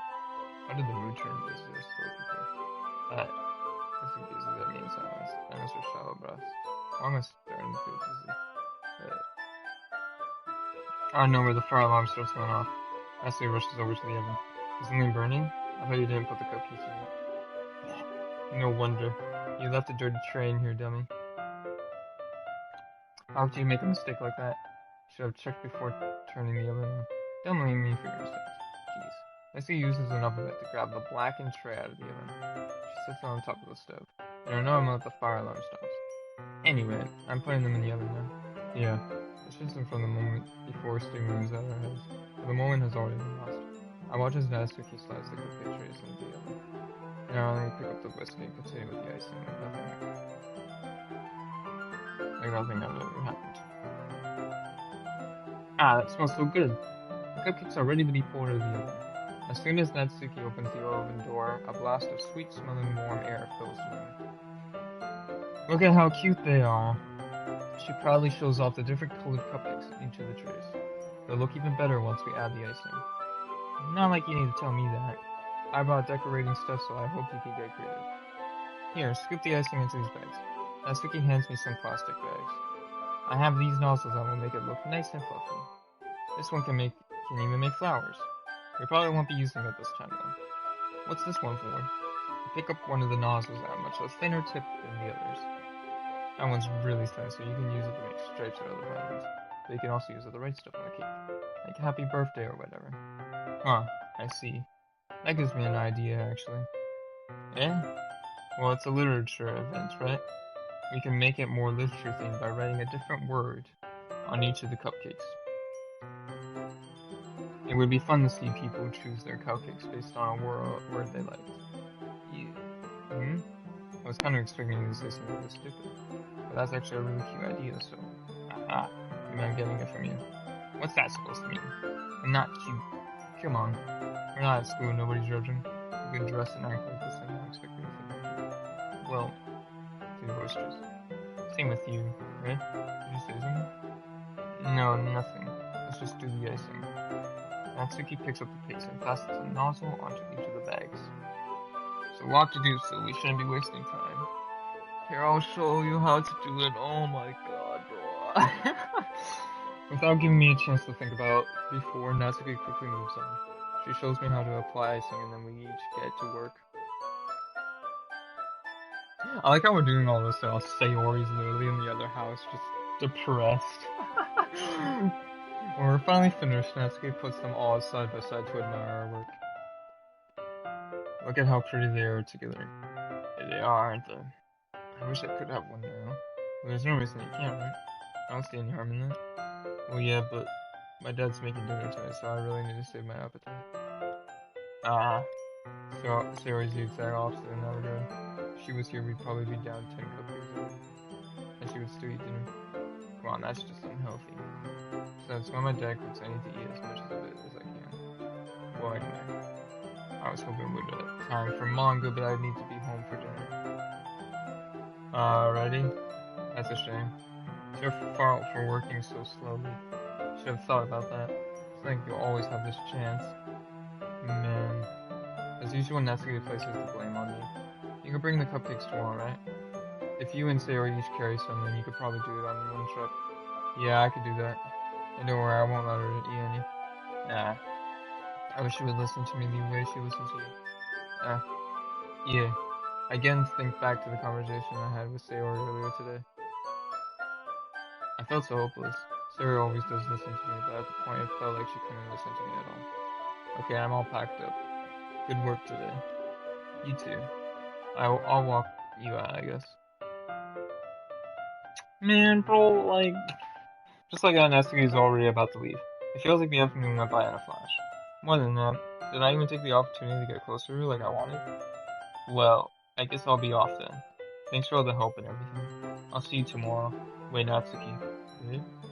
Wait, you said before about not always having this chance. It doesn't have to be that way at all. I had fun today. You showed me how fun baking can be like you wanted. But aside from that, you can come over anytime, okay? I think that if possible, I'd like to spend more time like this. If you want to read manga or go out somewhere. Do you really mean that? This girl looks like a tense like she's trying to hide her expression. Yeah, I want to spend more time with you. No, I thought you only cared about getting this done. You, I'm sorry to leave you so early today. I really didn't want to. I would really stay here longer if I could. I feel the same way as you, so suddenly Natsuki gets closer to me. Wait, Natsuki. Staying inches from Natsuki looks at me. I feel her fingers gently clench at the sides of my shirt as if holding onto me. Her rose-colored cheeks and matching eyes fill my vision along with her slightly parted lips. What is happening? My heart starts to go dizzy as I feel her soft breaths against me. I felt it for a while now. Natsuki suddenly jumps back. Sayori? Huh? Hey, Milk Boy. Sayori. Just now we weren't. It's okay, Milk Boy. I just stopped by to say hi. Well, you should have come a little earlier. I'm already on my way out, so. Oh, really? That's too bad. Yeah, well, I'll still see you at the festival tomorrow, so that's fine. Just don't eat any cupcakes before then. Anyway, later. Clearly flustered, Natsuki hurries off and Sarah waves goodbye. Fucking Sayori, dude, bro. Um, About to get the juice and she ruined it. Sayori, I thought you didn't want to come over today. Oh, well, I tried staying in my room. Oh, I can't do this voice anymore. But my imagination was being really mean to me. So I had to come here and see it for myself. See what? What are you talking about? You know, how much fun you were having with Natsuki, and how close you got to her. It makes me really happy that you've made such good friends. That's all that matters to me. Tears start to fall down Sayori's face. That's all that matters to me. Why am I feeling this way, Milk Boy? Am I supposed to be happy for you? Why does it feel like my heart is splitting in half? It hurts so much. Everything hurts so much. This would be so much better if it could just disappear. Sayori, don't say that. It's true, Milk Boy. If I wasn't here, then you wouldn't have to waste your sympathy on me. You wouldn't have to put up with my being selfish. Monica was right. I should just... Monica was right about what? Sayori, what I said before is true. I'm not gonna let this continue. Caring about you like this isn't the burden your mind is making it out to be. It's something that makes me happy.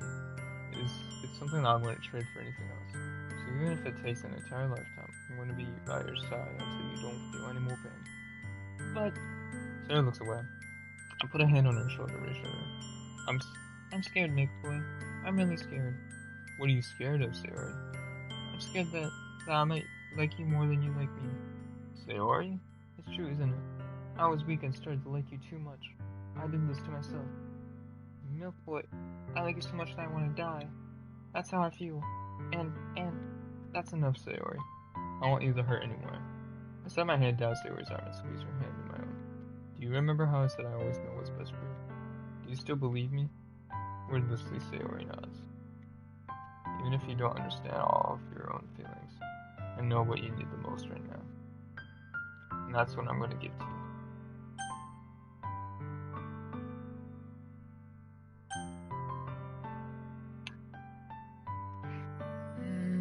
If I say I love her, then she doesn't want to be cared about. And I don't want to say I love her. You'll always be my dearest friend. You'll always be my dearest friend. Wait, okay, hold on, I'm just gonna say it really quick.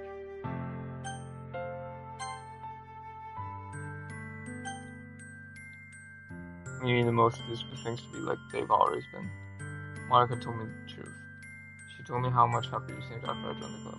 I know you're struggling with some really difficult feelings right now, but please trust me that I know what's best and what will make you happy in the end. I promise I'll get things back the way they were. I see. Sarah first with a smile through an incredibly pained expression.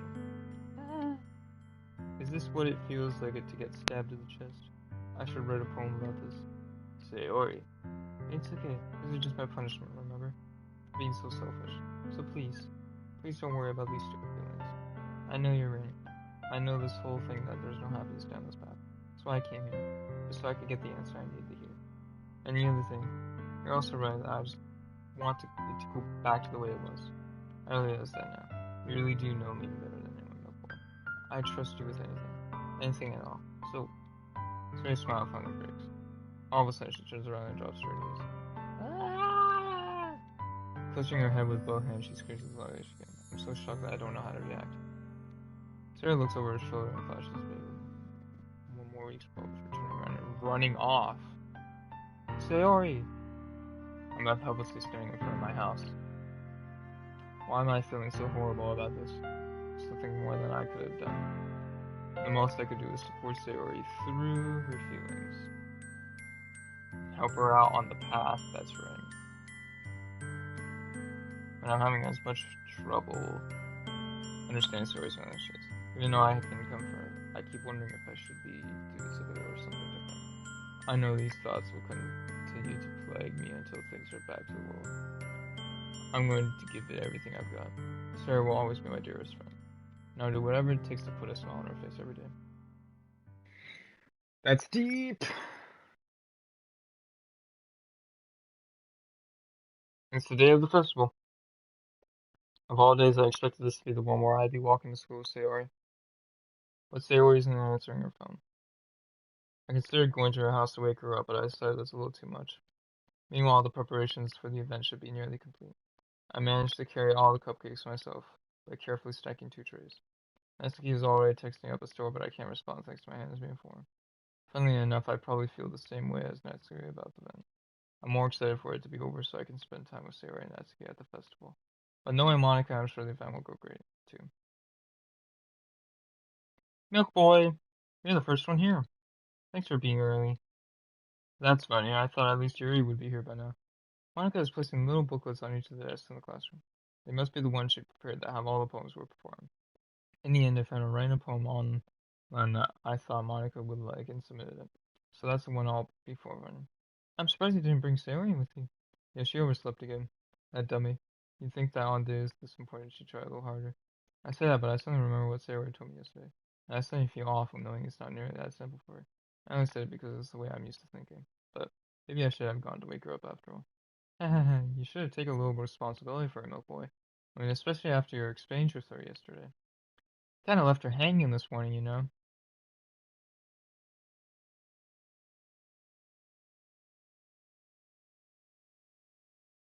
Also, what happened to the music, bro? Monica, can you channel 2 music, please? Exchange. Monica, you know about that? Of course I do. I'm the club president, after all. But I stammer embarrassed. Did Sarah really tell her about it that quickly? About how I basically turned down her confession? That makes me really seem like the bad guy here. But I'm the one who knows what's best for her, right? Jeez. You don't know the full story at all, so don't worry. I probably know a lot more than you think. Eh. Monica's being as friendly as usual, but for some reason I felt a chill down my spine after hearing that. Hey, do you want to check out the pamphlets? They came out really nicely. Yeah, sure. I grabbed one of the pamphlets laid out on the desk. Oh yeah, they really did. Something like this will definitely help people take the club more seriously. Yeah, I thought so too. I flipped through the pages.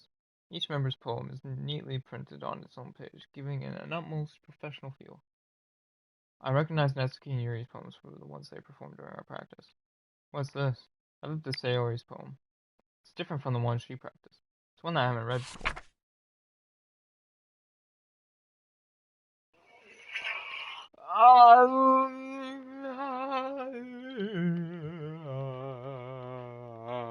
Get out of my head before I do what I know is best for you. Get out of my head before I listen to everything she said to me. Get out of my head before I show you how much I love you. Get out of my head before I finish writing this poem. But a poem is never actually finished. It just stops me. What is this? Reading the poem, I get a pit in my stomach. Milk boy, what's wrong? Oh, nothing. This poem feels completely different from everything else Sayori's written. But more than that, I changed my mind. I'm going to go get Sayori, so... well, alright then. Try not to take too long, okay? I quickly leave the classroom. Don't strain yourself. Monaco's out that after me. I won't strain myself. I quicken my pace. What was I thinking? I should have tried a little bit harder for Sayori. It's not a big deal. At least we'll wait for her or help her wake up. Even if that simple gesture of waking to her just makes her really happy. Besides, I'd already said that things will be the same as they always were. That's all she needs, and that's what I want to give to her. I reach Sayori's house and knock on the door. I don't expect an answer since she's not picking up her phone. Either like yesterday, I opened the door and let myself in. Sayori! She really is a heavy sleeper. I swallow. I can't believe I ended up doing this after all. Waking her up in her own house. Isn't that more like something a boyfriend would do? In any case, it just feels right. Outside Sayori's room, I knock on her door. Sayori? Sayori? Wake up, dummy! There's no response. I really didn't want to have to enter her room like this. Is it any kind of breach of privacy? But she really leaves me choice. I gently open the door. They go, fuck!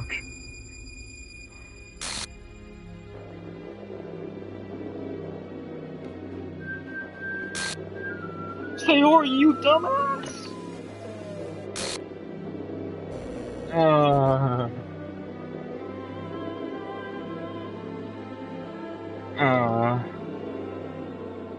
What the hell?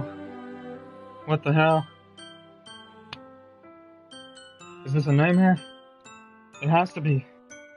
This isn't real. There's no way this can be real. Sarah wouldn't do this.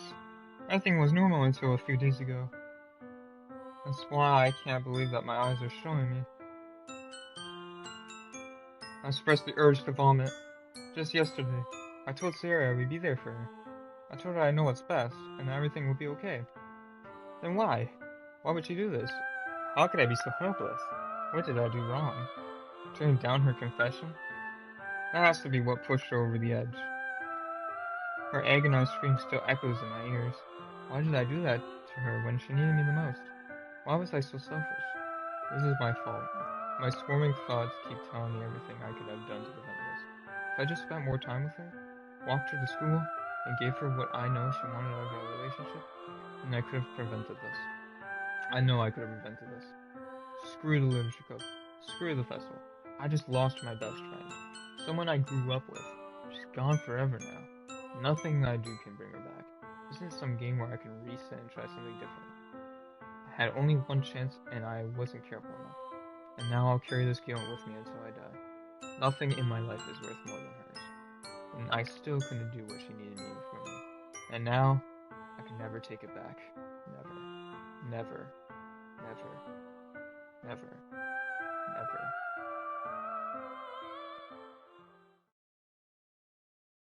And...